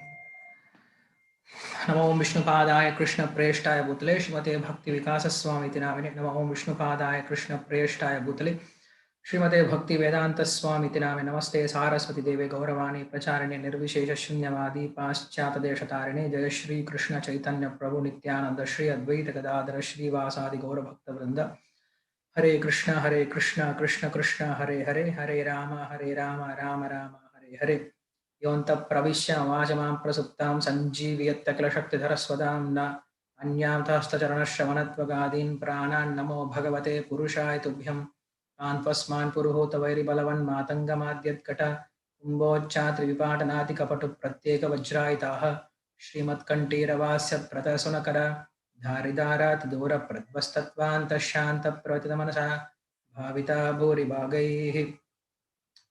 Hare Krishna. I thank you all, the devotees, especially His Grace Bandhu Baladev Prabhu, who invited me for this program, and also, of course, Sri Valla Prabhu, who contacted me. And we invited Sri Valla Prabhu also long time back to our ISKCON Tirupalai online classes during our Sri Bhagavata Pravaha. And Prabhuji mercifully came and he spoke from the second canto overview. That was a very good experience for us also to hear from Prabhuji. And somehow or other he remembers this soul, and he mercifully called me to do this service. And I know you're all hearing from lots of devotees, elevated devotees, senior devotees, and continuously. And it is not something new that I'm going to speak, but I'm going to speak for my own purification. When Vidura was asking so many questions to Maitreya Rishi, and Maitreya Rishi at one point he said, "Come on, Vidura, what is this? You are directly the incarnation of Yamaraja. So you know all the dharma very well. You are one of the Mahajana. You are asking something like which I don't know. You are asking something like which you don't know anything. So I know why you are asking me all this question, but still I'm going to speak everything, and it's a chance for me to speak because all these days my tongue was just like a prostitute engaged in speaking useless things, because this tongue belongs to Lord, and it was speaking so many useless, it was glorifying so many useless people here in this world just for Udana Posharartham, just for maintaining my own belly. I was speaking and fluttering and praising and doing all kinds of things to get some small amount of money. But this tongue is only meant for Uttama Shlokana Gunanavada, that Supreme Lord, who is the proper person to be glorified. So I was missing all these days, and now you are engaging me mercifully by asking me so many questions, and I'm able to speak now. So I'm speaking for my own purification. In a similar way, also, when Lord Brahma was asked by Narada Rishi in the second canto, he asks, "You are the Supreme Lord, and I see you are meditating on someone. So please let me know who is supreme. You know, is there anyone behind you or beyond you or upper to you who is controlling everything? I see you are controlling everything, you are creating everything, so can you explain about this?" Then Brahma, he just laughs, smiles, and he says, "Oh Narada, you don't know anything, you know everything, but still you are asking me so that I will be able to remember about the Lord. Again, you are making me to remember about the Lord, and you are making me to purify by speaking about the Lord, and you are clarifying this question so that, like you, there are so many people who are misconception, they will be cleared from this misconception. So it's a chance for me to serve Lord." So in this way, taking inspiration from all these great personalities from Srimad Bhagavatam, I also feel like that we speak for our own purification, even though there are so many senior devotees and sannyasis, swamis, they are speaking, but still we speak for our own purification, and to the extent we have realized and to the extent we have understood something. So today I have been given a topic to speak about Srila Gaurakishodas Babaji Maharaj. And before starting that, we will do this pranam mantra. In this pranam mantra itself, the character and the quality of that person is explained very nicely. Namo Gaura Kisharaya Sakshat Vairagya Murtaye Vipralambha Rasambhode Padambujaya Te Namaha. So in this pranam mantra, it starts with Namaha, Nama, Namo Gaura Kisharaya, and ends with Namaha. So there are two Namaha here. This is how we should deal with elderly people or acharyas. We should, when we go there, When we meet them, immediately we bow down, we offer our obeisances, and when we are leaving also, we bow down and we leave. So, Namaha Gaura Kishoraya. Gaura Kishora. What is Gaura Kishora? Gaura Kishora means Chaitanya Mahaprabhu. Usually, when we hear the word Kishora, Kishora means it refers to Krishna. But here, Gaura Kishora means Chaitanya Mahaprabhu. Namo Gaura Kishoraya. Just after saying his name, he says, Namo Gaura Kishoraya, Sakshad Vairagya Murtaye. He is Sakshad Vairagya Murti, not cheating Vairagya Murti, not showcase Vairagya Murti, but he is Sakshat, he is original personification of Vairagya, of renunciation. Sakshat Vairagya Murtaye. Then in the next line itself, it speaks about something very contradictory to the quality of Vairagya. What is it? Vipralambha Rasambhode. Vipralamba. He says he is floating, or he is submerged, or he is in the bliss of separation. He is in the ocean of bliss of separation from the Lord. So here Vipralamba means separation, and separation comes when you have so much attachment. You feel so much depressed or so much pain from a person whom you love so much. So when they are separated, when you are separated from that person, you feel so much unhappiness. So that is called Vipralamba. Like we have Krishna's Chaitanya Mahaprabhu's Rasa Tattva is Vipralamba Rasa, means feeling the pain of separation from the Lord. So this is what Chaitanya Mahaprabhu was relishing when he was doing his pastime here, to show that this is the highest form of Madhurya Rasa, or this is the highest form of a devotee's mood, this Vipralamba Bhava, feeling the separation from the beloved. So if he has such attachment for someone, then how he can be called as Vairagya Murti? Vairagya means he has renounced everything. And in the next line, itself, it says he's attached to someone so much, and he is feeling so much separation from that person, and he's floating, he's immersed in that ocean of separation. Vipralamba Rasambhode Padambujaya Te Namaha. I offer my respectful obeisances unto his lotus feet. So this is how this pranam mantra starts. And from this pranam mantra itself, we will try to understand his character, his qualities, and what we have to take in our life from his pastimes. So I'm quite assured that many of you are hearing this Acharya's pastimes regularly. So many of you know about Gaura Kishodas Babaji's Maharaj external leelas and pastimes and stories. So we will not go through so much into the leela part, means the story part, but we will try to understand the tattva part of the Vishaya, tattva part of the Gaura Kishodas Babaji Maharaj, because that's the whole point. Otherwise, story remains a story. Everyone knows the story, everyone reads the story, everyone try to understand the story, but without knowing the purpose behind that incarnation or purpose behind that story, the story is useless. It is just a knowledge. So that's why we have in Mundaka Upanishad, it says Paravidya and Aparavidya. When you say Paravidya, higher knowledge, means lower kind of knowledge, then it includes all the Vedas, Itihasas, Puranas as Paravidya. And Aparavidya means highest knowledge. What is highest knowledge? Your personal realization, your understanding, and your acharana. So that is called Aparavidya. So when you have Anubhava, means it is better than knowledge. Anubhava is better than knowledge, because so many people have knowledge, but when a self-realized person comes and when he speaks, those who have knowledge, they are nothing in front of that self-realized person. Like in the beginning of Bhagavatam itself, we see the example of Suta Goswami and Saunakadi Rishis. The Saunakadi Rishis, they know all the Shastric rules and regulations, but they're confused about the rules and regulations. They don't know what to take from that. They are following everything blindly, and they're not getting any results. So why? Because they have not seen the Tattva-darishi, or the person who has realized and who has practicing this in his daily life.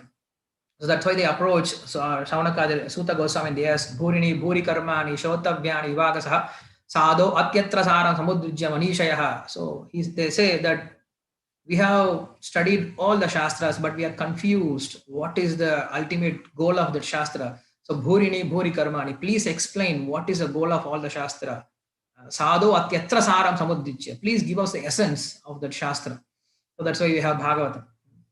And Saunaka and Sutta Goswami is apparently from low class family, means from Shudra background, but still all the Brahmanas and all the great rishis, they assembled and they heard from him because he has Anubhava of the Lord, he has self-realization of the Lord. So Anubhava always stands, that's why it's called Aparavidya in Mundaka Upanishad. So in a similar way, when we are talking about Gaurakrishnadas Babaji Maharaj, we'll try to understand this tattva from the Gaurakrishnadas Babaji Maharaj. And it says Namo Gaurakishoraya. Gaurakishore Das Babaji Maharaj, he was personified of the renunciation, Tyaga, Sakshat Vairagya Murtaye. Now, what is Vairagya? What is the definition of Vairagya? I'm just want to be it's an open discussion. So if anybody can give me a small definition, what is Vairagya? Because you're all quite competent in understanding things. So can anyone say what is Vairagya means? Any definition from the Shastra? Because this is what Bhaktivinoda Thakur says in his Dashamula Tattva, or even in Gaudiya Mutt, when a devotee enters as a new bhakta, so for them they will teach Dasamula Tattva. What is Dasamula Tattva? 10 important points of our Gaudiya philosophy. And in this Dashamula Tattva, they read all the definitions of the important terms, like what is dharma, what is bhakti, what is gunas, what is prakriti, and what is vairagya, what is jnana. So all these things they used to learn. In a similar way, we should also have this kind of notes, or we should have all this kind of understanding in the beginning of our devotional service itself. So it will be easier for us to remember all this thing and to explain also to different people. So is it possible for anyone, if you can raise your hand, I can unmute you, we can hear from you. Is it okay if I ask questions like this, Bandhu Baladev Prabhu, or just we can go on with the class?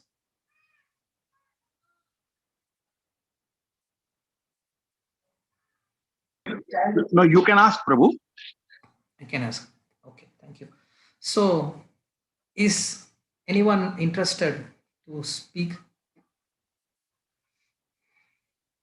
What is Vairagya? We hear this term Vairagya again and again. So what is this Vairagya?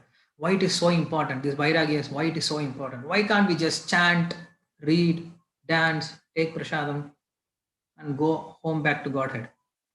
Why this Vairagya is referred? Why this Vairagya is very much useful? Why this Vairagya is stressed again and again? And what is this Vairagya? Is it needed for our bhakti? Is this Vairagya is necessary for our bhakti?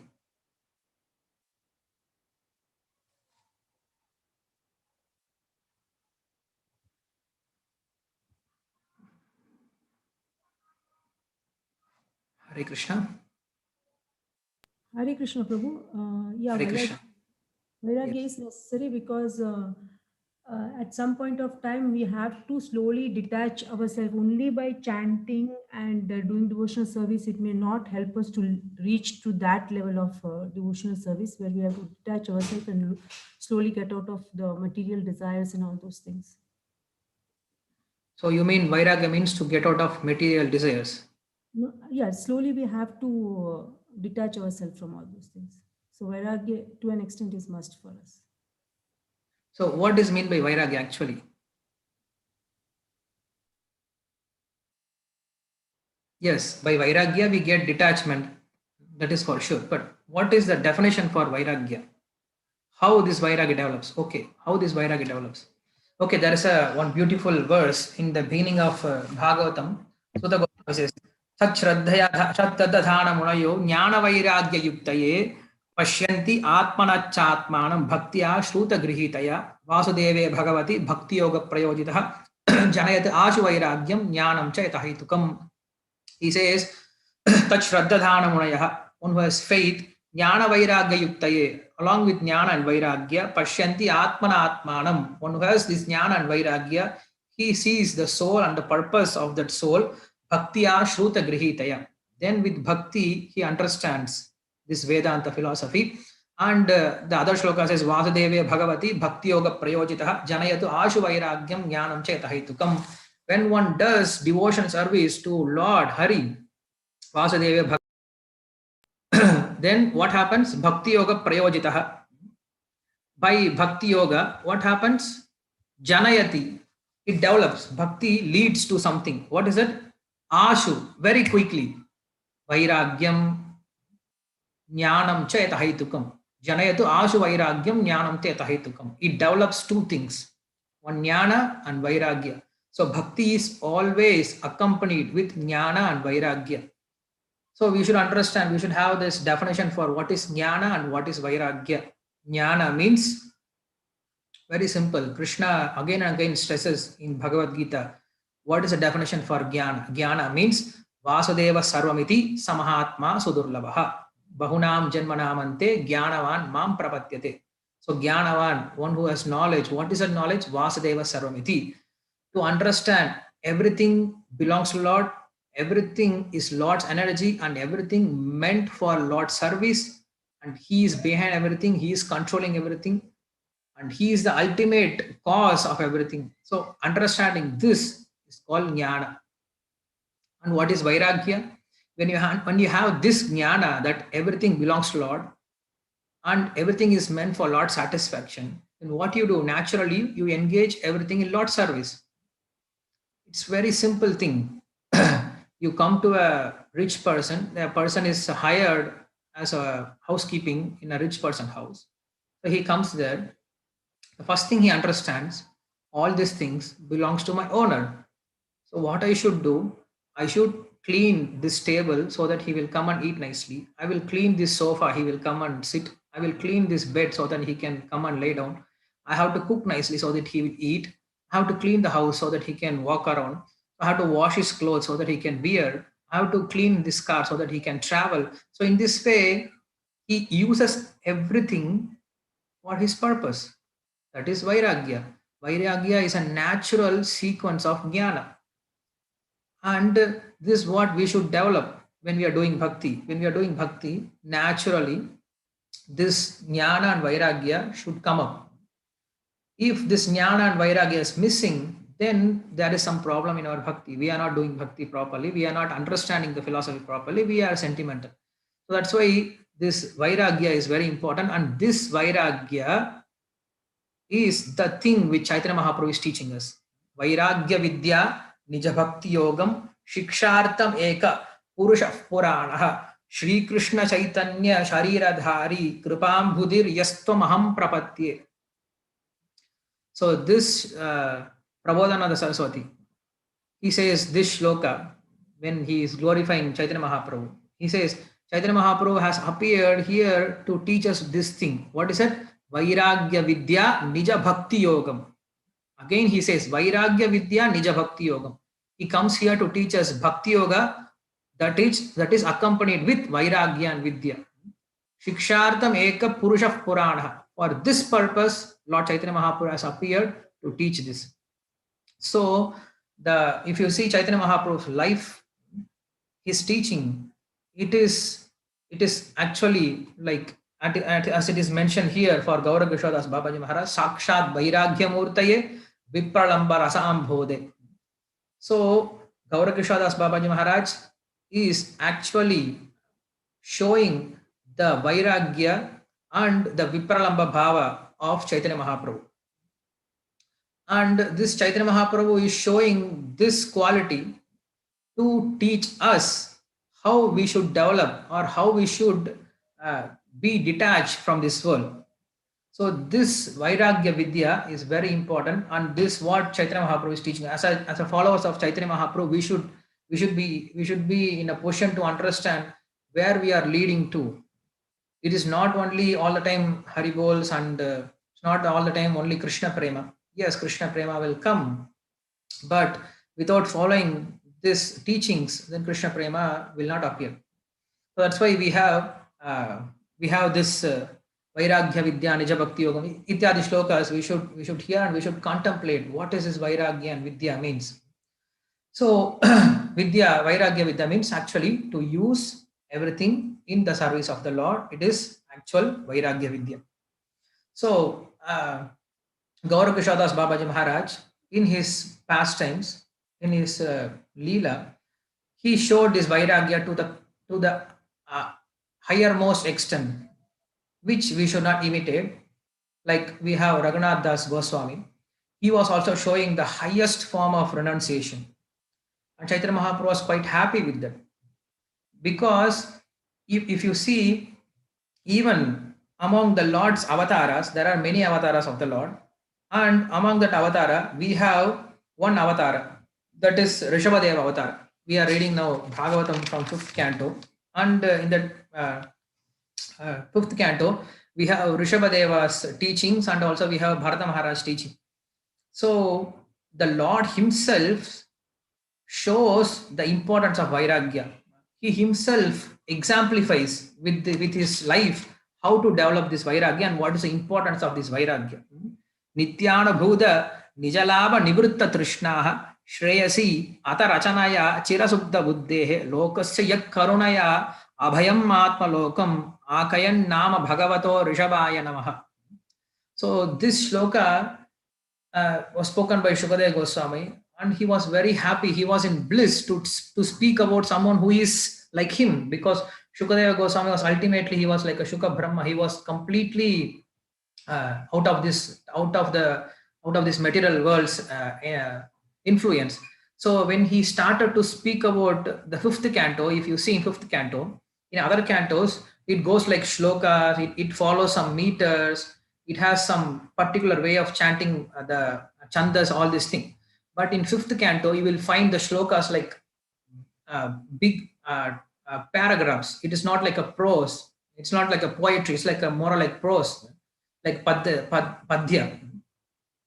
So why? Because he's in ecstasy. Sukadeva Goswami is in ecstasy. He just speaks about this, because he is going to speak about the Lord who has his nature, means Avaduta nature or his Paramahamsa nature. So shloka also not following any rules. So we call Avaduta or Paramahamsa. Avaduta means one who doesn't follow the Vedic rules. So he is called Avaduta.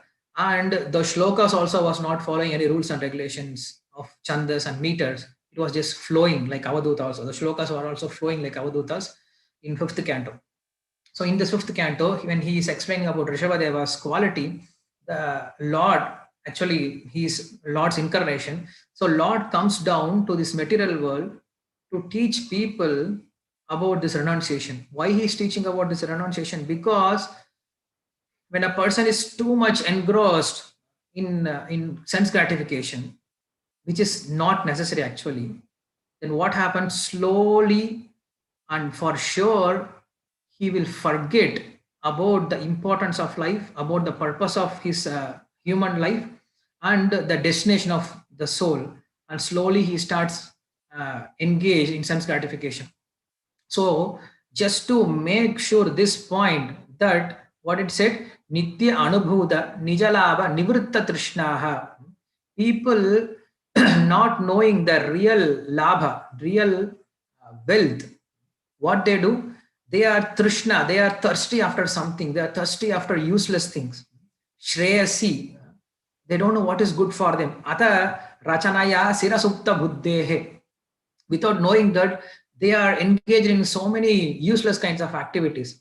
Lokasya yak karunaya abhayam. So to protect this kind of people who are running after sense gratification, akayan nama bhagavato rishavaya tasmai. So to bring them back to the position of the human life or the purpose of human life, Rishabhadeva has appeared. So Lord himself comes down to set an example to show us what is the importance of this Vairagya. And the same thing was shown by Chaitanya Mahaprabhu also, that Bhakti Yoga is very easy process. It is very sweet process and it is an immediate process. But one thing is required. What is it? Vairagya is very much required. So without this Vairagya and Vidya, Bhakti Yoga is not possible. Other things, Karma Yoga and Jnana Yoga, for that you need pre-qualifications. You should be having this much qualification to do Karma Yoga. You should have this much knowledge or this much position or this much understanding to do Jnana Yoga, to do Dhyana Yoga. But Bhakti Yoga, anybody can do. But the problem is, when you do Bhakti Yoga, then after, when you start Bhakti Yoga, then your qualification has to be improved. In the first place, in Jnana and Karma, you get qualification and then you start this process and you don't know whether the process is going to give you result or not.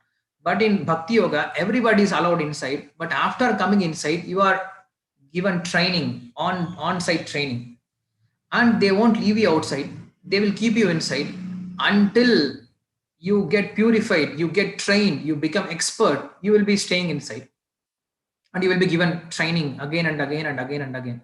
So the more faster, the more successful we are, and we can be engaged directly in Lord service. Otherwise, we'll be engaged in sadhana bhakti again and again, and we have to get trained. So this vairagya is very much important and it's very much stressed. So to set this example, Chaitanya Mahaprabhu himself has showed this quality of vairagya, and this vairagya is very much embedded or very much followed in Raghunath Das Goswami's life also, and also in Gaurakrishna Das Babaji Maharaj's life also. We see he was showing this quality of vairagya. So Gaurakrishna Das Babaji Maharaj, he was a grahastha, and even in his grahastha life, he was unattached to his family life, and somehow or other by Krishna's arrangement, his wife passed away at early age. So understanding, taking this as a sign from the Lord that you should get detached, he left the house and he went to Vrindavan. So this we should understand. At one point of time, we should just get out of this all this material engagement. We should not just keep on dragging in this material engagement. When we read this Bharata Maharaja's Charitra in 5th canto, Bharata Maharaja was ruling this country for more than 1,20,000 years. He had such a long life. So after having this 1,20,000 years with all his family and friends and wife, children, all his opulences, at the end of this 1,20,000 years, now he's thinking, now maybe it's a time for me to renounce and take to the complete renunciation and take to Bhakti Yoga. Is it a proper time, or can I continue this grahastha life for some more time and can I go for renunciation? So the acharyas, they explain that why this is shown, because Bharata Maharaja is not in that level. Even though he was a grahastha, he was completely detached, but just to show us an example that this material life will never end. You can never say, okay, now after this 2 years, after this 3 years, I will be, giving up my material engagement. I will be completely engaged in Lord service. It will never happen. So at one point of time, we should just stop and start doing this complete spiritual activities. So that's what we see in different devotees' life in Bhagavata, starting from Kardama Rishi. If you see in Bhagavatam, starting from Swayambhu Manu, Kardama Rishi, and then we have Dhruva Maharaja, we have Prithu Maharaja, we have Priyavrata Maharaja, we have Nabhi, we have Rishabhadeva, we have Bharata, so we have Prachetas. So all these examples, they show even though you are a big king, even though you are a very pious king, even though you are a pure devotee also, but still at one point of time, just in this material engagement and completely get engaged in Lord service and get out of this world. So this is what they have shown. Prahlad Maharaj, of course. So the Gaurakrishna Das Babaji Maharaj was showing when he was engaged, when his wife left this world, he just took this as an opportunity and went to Vrindavana, and he was doing bhajana there for more than 15 years. And at one point of time, Jagannath Das Babaji Maharaj was brought by Bhaktivinoda Thakur to Chaitanya Mahaprabhu's Avirbhava, that Yoga Pita, to find out the real birthplace of Chaitanya Mahaprabhu. And somehow or other, by his Divya Drishti, Jagannath Das Babaji Maharaj could find out the birthplace of Chaitanya Mahaprabhu. And now they are going to establish this birthplace as Yoga Pita. And for this Yoga Pita, everyone was invited. And for this Yoga Pita invitation, for this ceremony, Gaura Kishodas Babaji Maharaj traveled all the way from Vrindavan and he approached to Navadip. When he came to Navadipa, he saw Jagannath Das Babaji Maharaj, and Jagannath Das Babaji Maharaj disciple is Bhagavad Das Babaji Maharaj, and from Bhagavad Das Babaji Maharaj, Gaur Grisha Das Babaji Maharaj took Babaji Vesha. So he is his Paramaguru. So seeing his Paramaguru, he paid Jagannath Das Babaji Maharaj saw in his eyes. He said, "How is your bhajan? How is your harinam? How is your devotion towards Krishna?" Then Gaurakrishna Maharaj says, "I have no taste for chanting. I'm still struggling to do my sadhana. I'm not a pure, I'm not a sincere soul also." So he presented himself very humbly. Of course, we know he is so exalted even in that stage. But Jagannath Babaji Maharaj immediately said, "Okay, you leave Vrindavan and come here to Navadip and stay here." And then there was no any question, no any consideration, no any arguments, nothing. As soon as his Paramaguru said, he said, "Okay, I will come. I have nothing to do with it. I have no any ishtas to stay here are there. If you say, I will come." Like Priyavarta Maharaja accepted his Grahastha ashrama. When Narada Muni instructed, he took sannyasa, he took a very simple form of life. And Brahmadeva instructed to take him Grahastha ashrama, he said, "Okay." So because he has no any sankalpa, swasankalpa, he is just following the elderly orders. So similarly, when as soon as Jagannath Das Babaji Maharaj said, he just accepted and came back to Gauramandala Bhumi, means Navadipa, and he stayed there. And during his stay, he was showing complete renunciation. He was showing the topmost renunciation of his bhajana, to his bhajana. And if you go through really this Gaur Kishodas Babaji Maharaj's pastimes, I will just mention one or two pastimes to relate how renounced he is. That he used to stay not in hut also. There are so many broken boats where they use for crossing the Ganga. So he has one broken boat, turned it upside down, and he used to stay under that boat, broken boat. He has nothing except some torn cloths, and these torn cloths also from dead bodies which are thrown in the Ganga. So he picks up those rocks, he picks up those torn cloths, and he used to wear. And he used to eat very simple kind of food. What is his food? He used to go beg from different houses, few houses called Madhukari. Like bees, they don't do overeating. They just go take whatever is necessary and they come. They don't go here and there to collect and start collecting and accumulating. So what he does, he goes to different house. He begs little amount of rice, and he never cooks. And what he does, he brings that rice, and there are some skulls, bones and skulls of a burned person. So he takes one skull and he puts that rice, and he puts some Ganga water in that, and he keeps there for soaking. And this rice gets soaked for some time, and he just mixes some chili and some salt in that, and offer this to Thakur, and he eats that. He never cooks also. So this is prasadam. How many of us will be ready to do that? Nobody. So this how he used to eat, and because of eating this kind of unhealthy food and unhealthy of living habit, slowly he lost his sight. He could not see. He became blind. And then what happened? Once he was doing his bhajana inside his small that broken upside down boat, and a snake came inside that boat. And an old woman, very old Mataji, she saw this snake and she came immediately. She catch the snake and she killed that snake. Then she came to Babaji, she prayed pranam, and she said, "Babaji Maharaj, actually you should be very careful. Some snake came inside and it was supposed to kill you, but I have somehow or other, I have saved you." So as soon as when when Gaur Krishnadas Babaji Maharaj heard this, he became very angry, he became very upset. He said, please, you leave this place. You never come back. You never talk to me. You please leave this place. Why? Because he said that it is better for me to die from that snake than your affection. Because for a sannyasi, nishkinchanascha bhagavad bhajanonmukasya param param jigimishor bhavasagarasya sadharshanam vishayinam atayoshitam cha hanta hanta vishabhakshanam api sadhu. For a sadhu, one who is practicing this from Caitanya Chandrodaya Nataka. So this is again and again quoted by Chaitanya Mahaprabhu also, that for a sadhu, it is better to die by drinking poison rather to have association of a non-devotee or from a woman, because this poison can separate you from this body.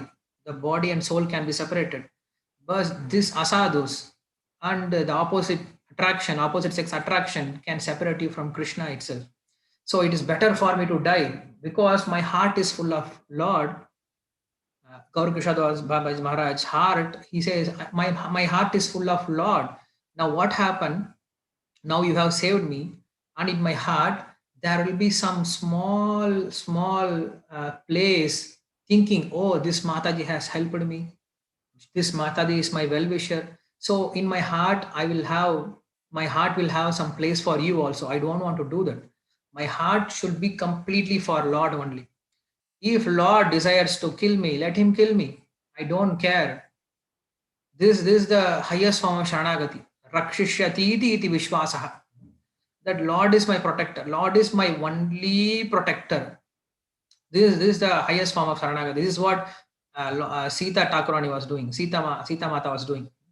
When Sita was in Ashokavana, Hanuman goes there and he sees Sita's situation, how she is suffering there, how she is doing tapasya for 10 months without eating, without bathing, without sleeping. She was just like a rishi, just sitting and meditating on Lord Rama. So after seeing this, Hanuman asked, okay, Sita, please come with me. I will take you. Why you have to suffer here and Rama is suffering there? Just come with me. I will take you immediately and keep you near Rama in next second, in next moment. Then Sita says, oh Hanuman, what do you think about me? Do you think I cannot do that? Do you think I don't have power to do this? I have, in 1 second I can burn the Lanka and I can kill Ravana and come back to Rama. But what is the use? Who will be glorified? Then Valmiki Ramayana will say that Sita was taken away by someone and Sita, she helped herself and came back and Rama could not do anything. No, I don't want to do that. I want my justification. Even though I have ability, even though I have Shakti to protect myself, still I will wait for my Lord's protection. If Lord wants me, let him come and protect me. I don't have to do anything for myself. So this is the mood of Sita, that Rakshishyati iti vishwasa. Let Rama's glory should be come out, not my glory. So after hearing this, Hanuman got convinced. Okay, it's a highest form of renunciation. So here Gaura Krishnadas Babaji Maharaj also showing this kind of renunciation, that he said, if Lord wants to protect me, let him protect me, because he is my Prananada. Let him protect me.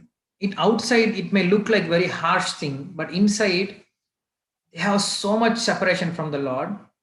They have so much affection for the Lord, and they have so much faith on the Lord. So combined with all this thing, they are ready to give up this body, but they don't want to be separated from the Lord.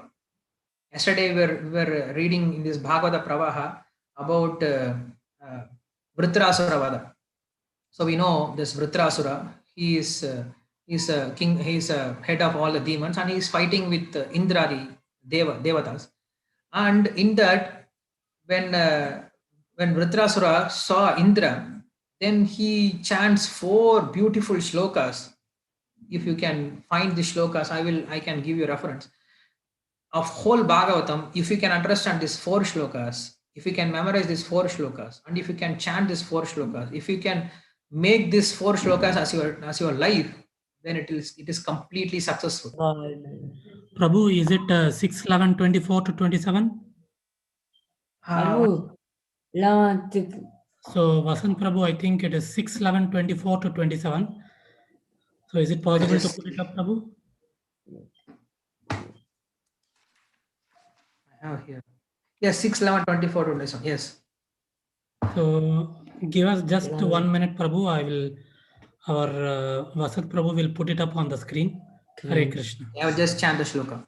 Aham hare tava padaika moola dasanudhaso bhavitasmi bhuyah manasmarata subhader gunamste grihita vak karma karotu kayah nanakaprushtam na cha parameshtyam na sarvabhaumam narhabadipadyam na yoga siddhirra punarbhavam va samanjasatva virahaya kankshe अजातपक्षा इव मातरं कगाः स्तन्यं यथा वस्तरक्षुद आर्ताः प्रियं प्रियेव युषितां विसन्न मनो अरविन्दाक्षधुक्षते त्वां ममोत्तमश्लोकजनेषु शक्यं संसारचक्रे भ्रमतः स्वकर्मभिः त्वन्माययात्मजग्धारुगृहेषु अशक्तचित्तस्य ननाथ भूयात्. So this 4 shlokas explains very beautifully about this Vritrasura, his mood. Even though outside he may be looking like a very fearful demon, and it is mentioned when the devatas, when they saw this Vritrasura, they were all in fear. They closed their eyes. They cannot even see this Vritrasura's form because it was so much fearsome. Even though he was fearsome outside, he was a demon from outside, but inside you should see his heart. It was so soft.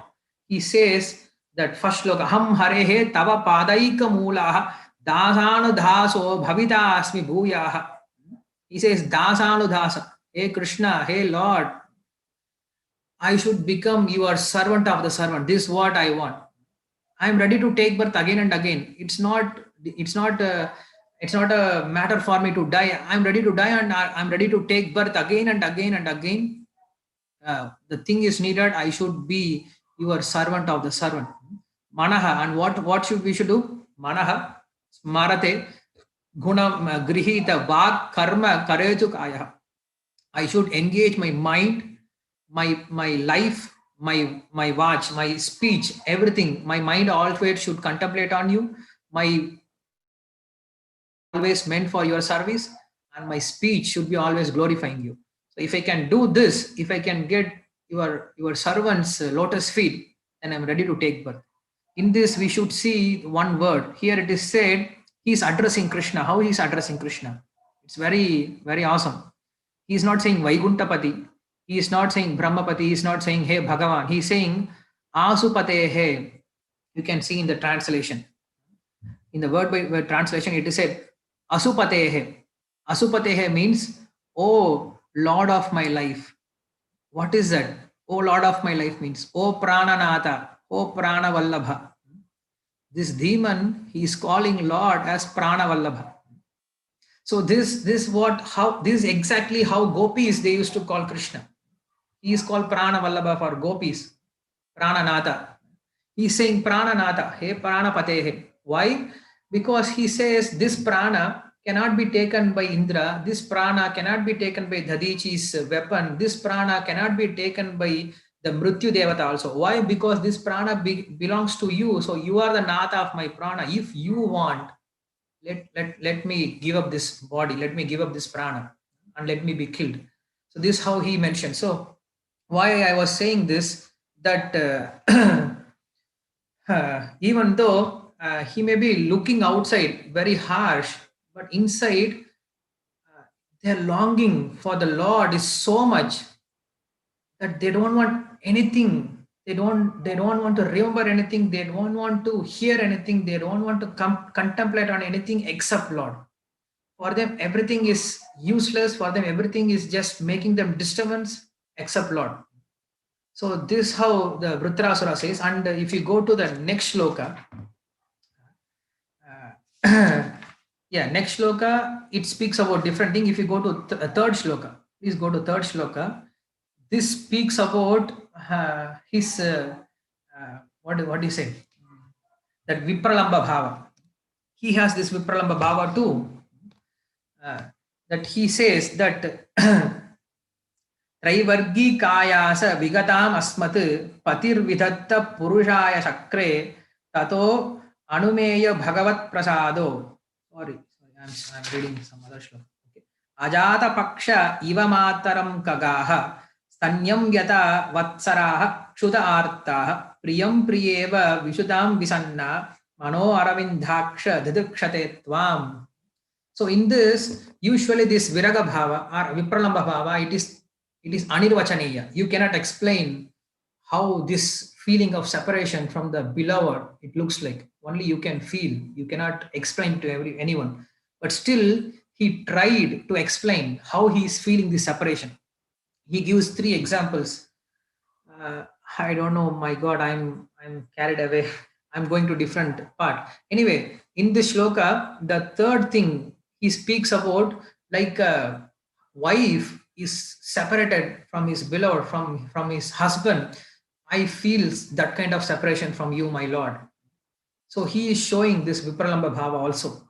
Even though like Asura, he may be looking like very, very harsh and very difficult to understand, but inside he was a pure devotee. So we can, yeah, that's it, Prabhu. I'm not going to explain more on this shloka. So anyway, so even though outside we may see Gaur Krishnadas Babaji Maharaj was difficult to understand and he was very harsh, he never used to talk to anyone, and he was showing his hatred toward anything material, and he was shouting on people also. But why? Because inside he was completely attached with the Lord, and he doesn't want to do anything with this material world. And when he sees people who are completely engrossed in this material world or apparently engaged in sense gratification, he cannot tolerate, because this is also out of love for the Lord ultimately, because he thinks, my Lord Krishna, you are so wonderful, and these people, they are trying to taste this stool kind of enjoyment. What kind of people they are? The same thing, the same kind of renunciation was shown by Rishabhadeva also. In Rishabhadeva's teaching, if you see, he is same Supreme Lord, he comes to teach this renunciation, and you see his first teaching.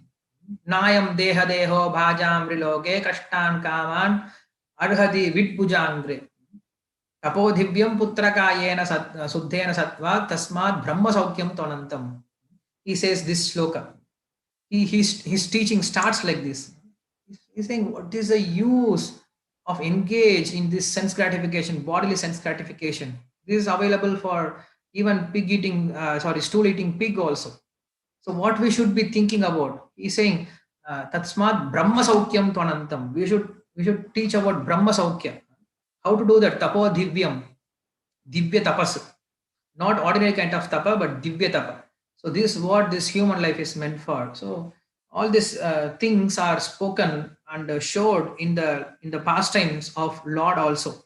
So Gaura Krishnadas Babaji Maharaj was showing this form of complete renunciation. It's like when you are away from someone, when your relative has died, when your beloved has died, has passed away. So you feel separation from that person. You don't want to eat. You don't want to take bath. You don't want to do anything, because your mind is completely immersed in his thoughts. Even though you are hungry, you are thirsty, you just don't entertain all this hunger and thirst, because you're completely engaged in him. So this is how they were feeling the separation from the Lord. This separation is actually the highest form of love. Even when Radharani, it is said that once Radharani was sitting nearby Krishna, and suddenly some madhu or this bee came flying around, and Radharani was scared. She was scared, and Krishna, he just throw it away. Then Madhumangal, then Krishna's Saka, one of the Saka, he comes and says, Madhu has gone. Madhu has gone. Because he was referring to the bee has gone. As soon as Radharani heard this, Madhu has gone. Madhu means it refers to Krishna also. So as soon as Radharani heard that Madhu has gone, she just fainted. Even though Krishna was nearby, she could not even tolerate the word that Madhu has gone. Why? She was immediately feeling the pangs of separation. She was feeling that love for separation, love from that separation. So if you love someone most, then you will have this fear in your heart, in the core, that anytime he may leave me, or I will leave him anytime. I don't know when we will be separated. So this fear will be all the time in your heart. This shows your great love for that person. So because Gaura Krishnadas Babaji Maharaj was having such a kind of highest love for Krishna, he could show that kind of separation. We are not meant to imitate that. We should not imitate that. What we can do, we can try to follow their instructions. We should not imitate their life pastime. So that's why we have the teachings of Gaura Krishnadas Babaji Maharaj in the form of Bhakti Siddhanta Saraswati Thakur. So Bhakti Siddhanta Saraswati Thakur also showed us what is real renunciation.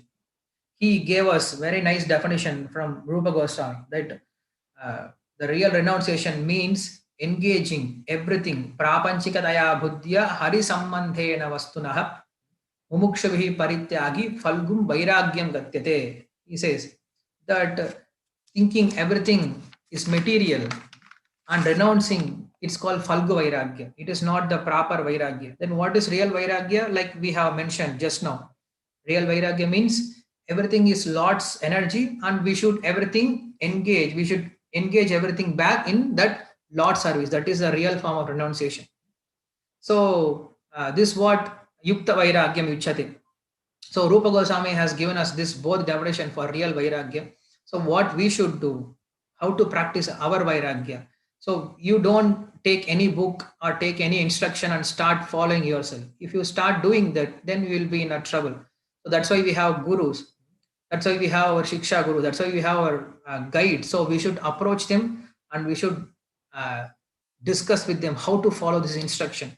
Otherwise, will misled because of this different kinds of instruction.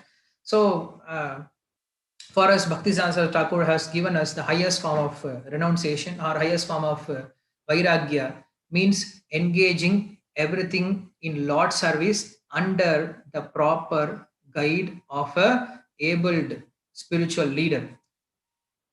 Otherwise, it becomes again a different thing that yes, I'm going to use everything in Lord service. On your own, if you are going to use that, then you will be in Maya.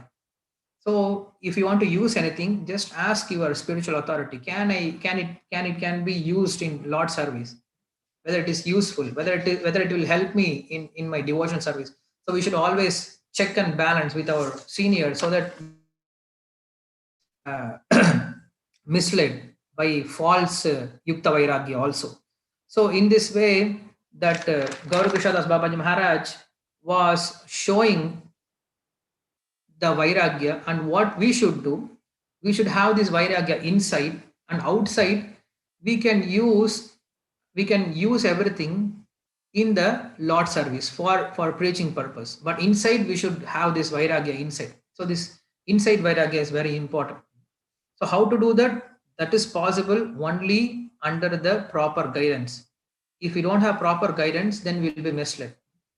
Like Rishabhadeva also says in his teachings that when he says that you should do tapodhivyam, you should practice tapasya, then they ask which book we should refer, what book we should refer, and where we should find this kind of instructions.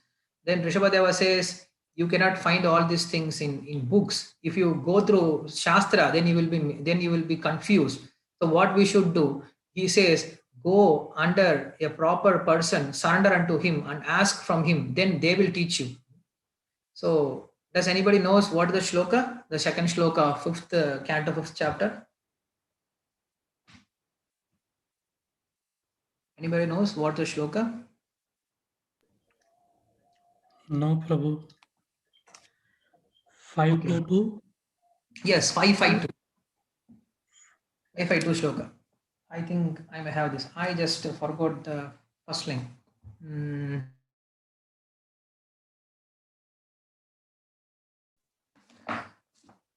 Just a second. Yes, Mahat Sevam Dwaram Ahor Vimuktes Tamodwaram Yoshidam Sangi Sangam. He says here Mahat Sangam. Just by having the pure devotees association, you will be able to understand the Shastra's real essence. Otherwise, you will be confused. It's like you have ocean and you cannot drink that ocean water. Ocean is huge. When you are thirsty, you cannot just go and drink ocean water. What you can do, the ocean is purified by sun. It is turned into clouds, and the cloud has showered the rain, and you can take that rainwater, distilled rainwater, and it will purify. It will quench your thirst, and you will get satisfaction. The similar way, a person who wants to know about the real instructions of the Shastra, then what he does, if he goes to Shastra directly, he will not be able to understand. He will misunderstand so many things, and whatever understanding he will lose that understanding also. This is what happening nowadays. People, they take up Shastra and they try to read something, and they come up with all kinds of nonsense philosophy, and they say Bhagavad Gita is teaching this and Bhagavatam is like this. Why? Because they try to understand themselves. What we should do, we should go under a proper person. So this devotees, they are like rainy cloud. They shower their understanding, a real understanding of the Shastra. From their mercy, we will be able to understand the Shastra. So this is what Rishabhadev also mentioned. So the similar way, when we want to understand the real teachings of Gaurakrishna Das Babaji Maharaj, we should understand, we should go through our acharyas, what they have given us, how to imbibe that kind of renunciation in our circumstances, through our time place. We should ask them. Otherwise, we will misunderstand and we'll be misled and we'll be in huge confusion. So yes, Gaurakrishna Babaji Maharaj was, that's why we call him Vipralambaratam Bhode Padam Bujayate Namaha. So, saying all these things, that once Bhaktisiddhanta Saraswati Thakur was giving a lecture about the three kinds of devotees, Kanishta, Madhyama, and Uttama. He was giving lecture and he was showing example. Kanishta Adhikari will be like this, Madhyama Adhikari will be like this. And when he started to speak about Uttama Adhikari, he said, if you want to understand who is Uttama Adhikari, just see my Guru Maharaj. Just see my Guru Maharaj behavior. You will understand who is Uttama Adhikari. And during that time, Gaurakrishna Das Babaji Maharaj was hearing his lecture. And as soon as Bhaktisiddhanta Saraswati Thakur mentioned his name, he just slowly moved from that place. He doesn't want to hear his own glorification. So, yes, Bhaktisiddhanta Saraswati Thakur, he used to say that I may be going out and preaching and doing so many things. When my Guru Maharaj used to stay in one place and doing his bhajana, we may be looking so contradictory in our nature. But actually, if you see in a boat, he gives an example when he is traveling on the Ganga. He says, if you see in the boat goes, it carries people, it moves from here and there, but the boat is running because the motor is inside, but nobody can see that motor. In a similar way, I'm moving outside, I'm able to bring people, I'm building temple, writing books. All these things are possible only because of my Guru Maharaj's mercy, and because of his bhajana, I'm able to do that. Because of his Shakti, I'm able to do that. So this is how Bhaktisiddhanta Saraswati Thakur used to appreciate Gaurakrishna Das Babaji Maharaj. So in this way, Gaurakrishna Das Babaji Maharaj was showing this highest form of renunciation, and to some extent, at least we should also develop this kind of renunciation. And to much of extent, after knowing all this tattva, what we should do, we should try to develop this kind of renunciation through proper channel. Upanishad, again, they say, Pariksha lokan karmachitan nirveda mataya kritakritya tad-jnanartham sa gurumeva abhigacche samitpanihi shotriyam brahmanishtam. It says, Pariksha lokan karmachitan. After seeing this material world again and again, Pariksha means after seeing again and again. Karmachitan means you do your karma, you get result, and then the result goes away, and then you again do your karma, you get the result and goes away. So pariksha logan karma chita nirveda mataya. Nirveda means he gets frustrated. How long I'm going to be cheated by this temporary kind of material enjoyment? Actually, there is no enjoyment. I'm just running after enjoyment here and there, like maya mrigam dhaita ipshita manvadavat vande mahapurushate charanarvindam. I'm just running after this maya mrika, which actually there is no happiness. Like in the desert, in the sun, you see mirage water, you just run after that, and then you cannot catch the water, and then you get more thirsty, you see again, you run. The similar way, people are running after one after another enjoyment. But even after running after all this thing, uh, for them this Krishna bhakti is not happening. Nate swartha gatim hi Vishnu durasaya bahirarthamaninaha. Prahlad Maharaj says, these people, for them, even though they see that they are suffering, but still they cannot take up to this Krishna consciousness. But Upanishad says that one should be thoughtful. Pariksha lokan karma chitan nirveda mataya. When he gets nirveda, when he gets frustrated with this material world, what he does? Tadvijnanartam sa gurumeva abhigachet samitpanihi shotriyam brahmanishtam. That kind of person, he approaches a guru who is shotriyam and brahmanishta, who has these two qualifications, who is a proper hearer of the shastras, who learns shastra from his guru, who is a proper disciple, and also he can imbibe these qualities in you. So that is called Samitpani, Shotriyam, Brahmanishtam. These are two qualifications from a guru. So this example, it says like this: a person goes to a daily wages. He just earns money and he spends money.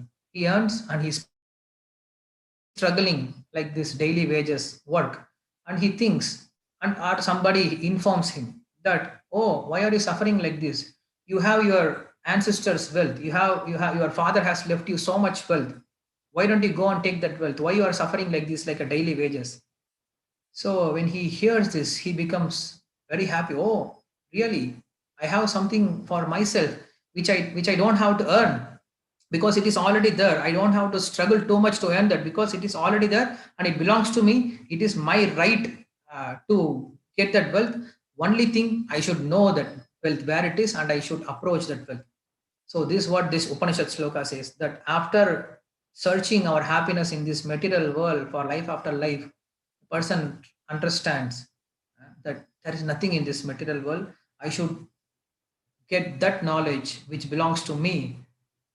So tad vijnanartham, it said tad vijnanartham. Tad means that knowledge. What is that knowledge? That knowledge which belongs to me, that knowledge which gives me real happiness, and that knowledge which is already mine, which I have forgotten. Tad vijnanartham sa gurumeva abhigachet. To understand that wealth, he goes to the guru, proper guru. So that's why even by understanding that Bhagavad Gita or Bhagavatam theoretically, a person becomes happy, even though you are not practically applying it. But just by understanding itself, you become completely happy. Like a person who is a beggar in the street, he's grabbing here and there some plastic papers, but actually he belongs to a rich person's son, but forgetting his own nature, forgetting his father's position and his position, he's roaming around in the street and begging and fighting for the broken glasses and broken plastic bottles in the street. But somehow or other he remembers, or he is informed that you don't belong to this street, you belong to a supremely rich person in this material world. As soon as he hears this, as soon as he understands, yes, my father is there and I should reach him, and that is more than enough. I don't have to struggle here. So just by understanding this, even before reaching his father, just by this understanding itself, it makes him completely peaceful. When he understands this, there are two people fighting for that broken clock when they find from the garbage, and he is not going to fight for that broken clock, because he knows this is temporary, this is useless. I'm going to reach my father, and my father has all the wealth. I'm going to inherit all his wealth. Just the thing, I have to reach him. That's it. I have to find the way to reach, and that is more than enough. So this understanding itself will bring him complete satisfaction. Brahma bhuta prasanna atma na sochati na kankshati samas sarveshu bhuteshu mad bhakti labate para. Krishna says Brahma bhuta prasanna atma. What is that Brahma bhuta? One who understands that I belong to Lord. Mamaivamso jiva loke jiva bhuta sanatanaha manashashtani indriyani prakristani karushati. Krishna, when he says this shloka, he was actually feeling so much pain in his heart. Acharyas they explain. He says, Arjuna, why these people has to suffer in this material world when they belong to me? I am their Nata, I am their father. Why these people are like anathas, suffering like a beggar in the street for some bread and for some useless material enjoyment? So Brahma Bhuta Prasannatma, when you understand that you belong to Lord, you are meant to serve the Lord. Brahma Bhuta Prasannatma, what happens? Immediately, na sochati, na kankshati. He never laments for anything, never hankers for anything, because he already has everything. He already has everything. So that's what this shloka also says. He is showing the complete form of renunciation because he is having complete attachment on Krishna. So that's why he can show complete form of renunciation. The degree you have attachment to Krishna, that much degree you can develop detachment from this material world. So this is what we can learn from Gaura Krishodas Babaji Maharaj, and this is the measuring scale for our devotion service also. How much we are attached to Krishna, and how much we are detached from this material world. Unless you have attachment for the Lord, because this Atma, it needs some happiness, because it's Anandamayo Abhyasat. It is coming from Ananda and it needs Ananda. It cannot just stay like that. Raso Vaisaha Rasam Hieva Labdva Anandi Bhavati. Because we are coming from that Ananda and we want ocean like Ananda. Our Ananda, what we are getting here is just like a drop of water in the desert. It's not enough. When you reach that Ananda Abhi, or the ocean of happiness, reservoir of all pleasure, then the Atma becomes Anandi Bhavati. Then he becomes completely satisfied. So these are all some of the points that we can understand from Gaura Kishodas Babaji Maharaj. Sorry, I am going too much away from the time, and I will stop here. Thank you very much. Hare Krishna. If you want to add any comments or queries or any objections, welcome to do. Hari Hari Bol, Sadhu, Sadhu, Sadhu. Hare Krishna Prabhu, wonderful session. There is one question which is there in the chat box. Sadhu from Sadhu Sevan Prabhu. Hare Krishna Prabhuji. Dandavat Pranam. Thanks for the amazing session. Where can we find the reference for Das Mula definitions you are referring, like Vairagya, Gyan, Bhakti, etc.? Okay, Dashamula Tattva is a book by Bhaktivinoda Thakur, and it is translated also by Bhanu Maharaj and other devotees have translated. It is available in our folio also. It is available in a book format also. We can take that book and read. But these definitions are has to be understood, has to be gained from different shlokas from different point of view. Because there is nothing like certain textbook like these are the definitions. Acharyas they explain in their commentaries, and we get this definition from different places. Like we have definition for mukti also. For mukti, there is beautiful definition in Bhagavatam itself. What is called mukti? Mukti means mukti hi hitva anyata rupam swarupena vyavastitihi. This is the definition of mukti. Mukti means muktir hitva. Hitva means to give up. Anyata rupam, giving up other rupas, other forms. Swarupena, being established in our own form. Muktihi, this is called mukti.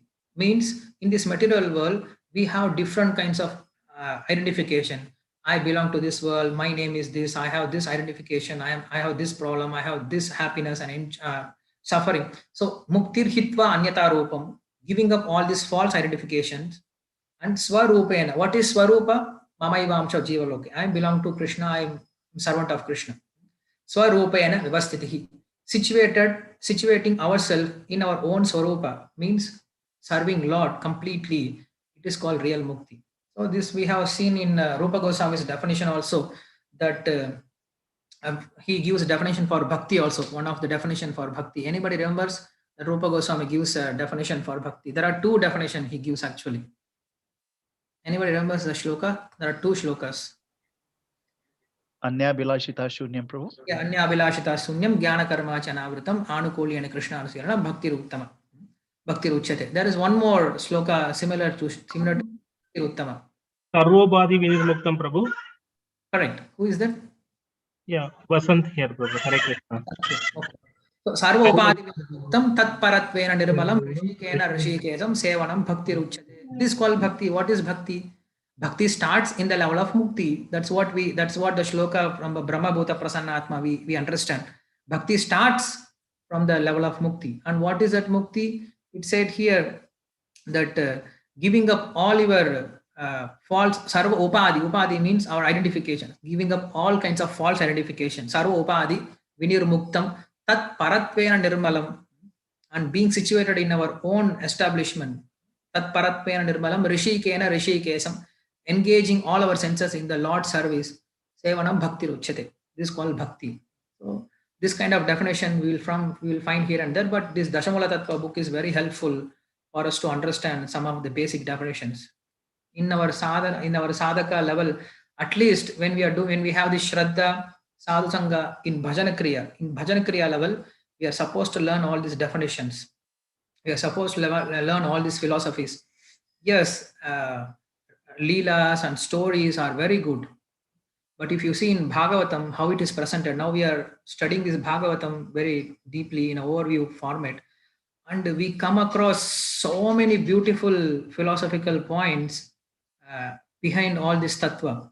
Like it is said, why we have to take up this renunciation life? Why we have to take up this renounced form of life?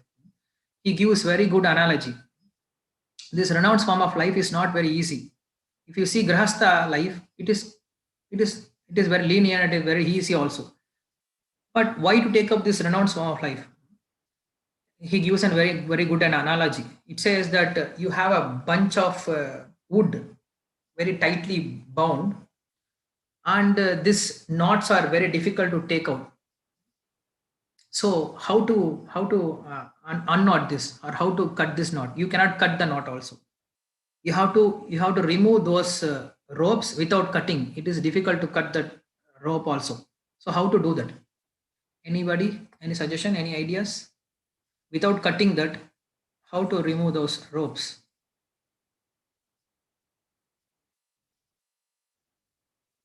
Okay. Anyway, I will tell myself because it's getting late. So what you have to do? Those bundles are tied by ropes. Now what you do? You tie that bundle with another rope very tightly. Then what happens? The previous ropes, they get loosened by themselves, and you can remove them very easily. Correct? By means of tying yourself the rope very tightly, all other ropes the past lobes will be removed very easily. It becomes slack and it becomes loosened very easily.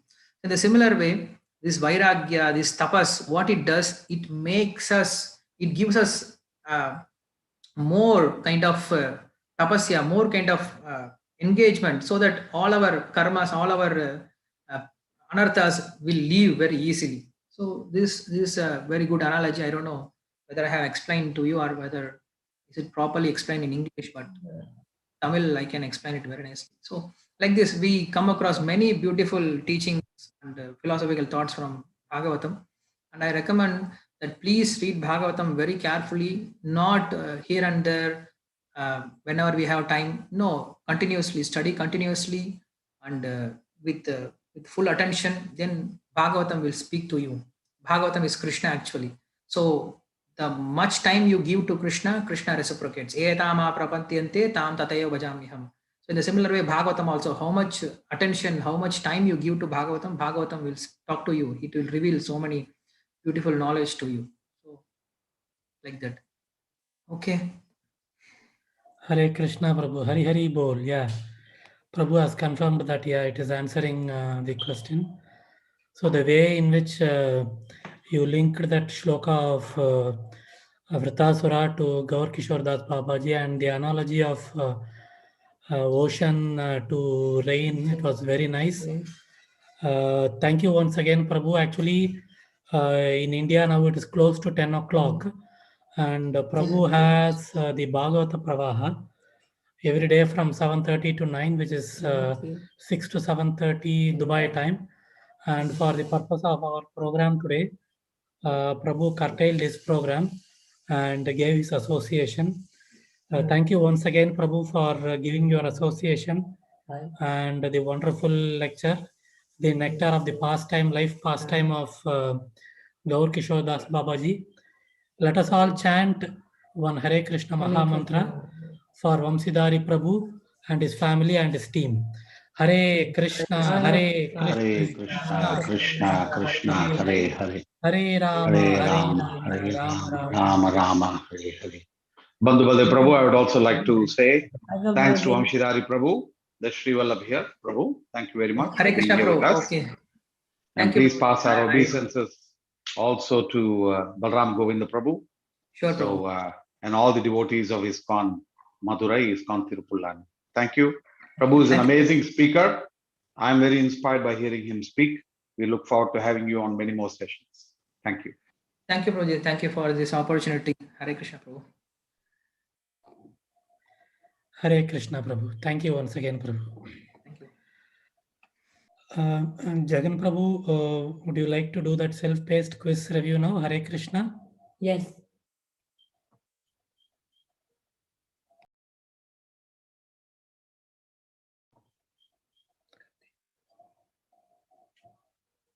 Hare Krishna, Jagan Prabhu, you would like to do the review of self-paced quiz? Yes.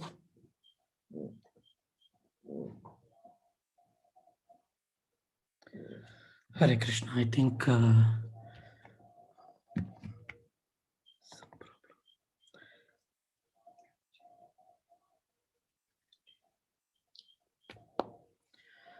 Hare Krishna. So let us all chant once again one Hare Krishna Maha Mantra for Pankajangri Prabhu and all the devotees. Hare Krishna, Hare Krishna, Krishna Krishna, Hare Hare, Hare Rama, Hare Rama, Rama Rama, Hare Hare. Tomorrow we are off. We will not be having the program.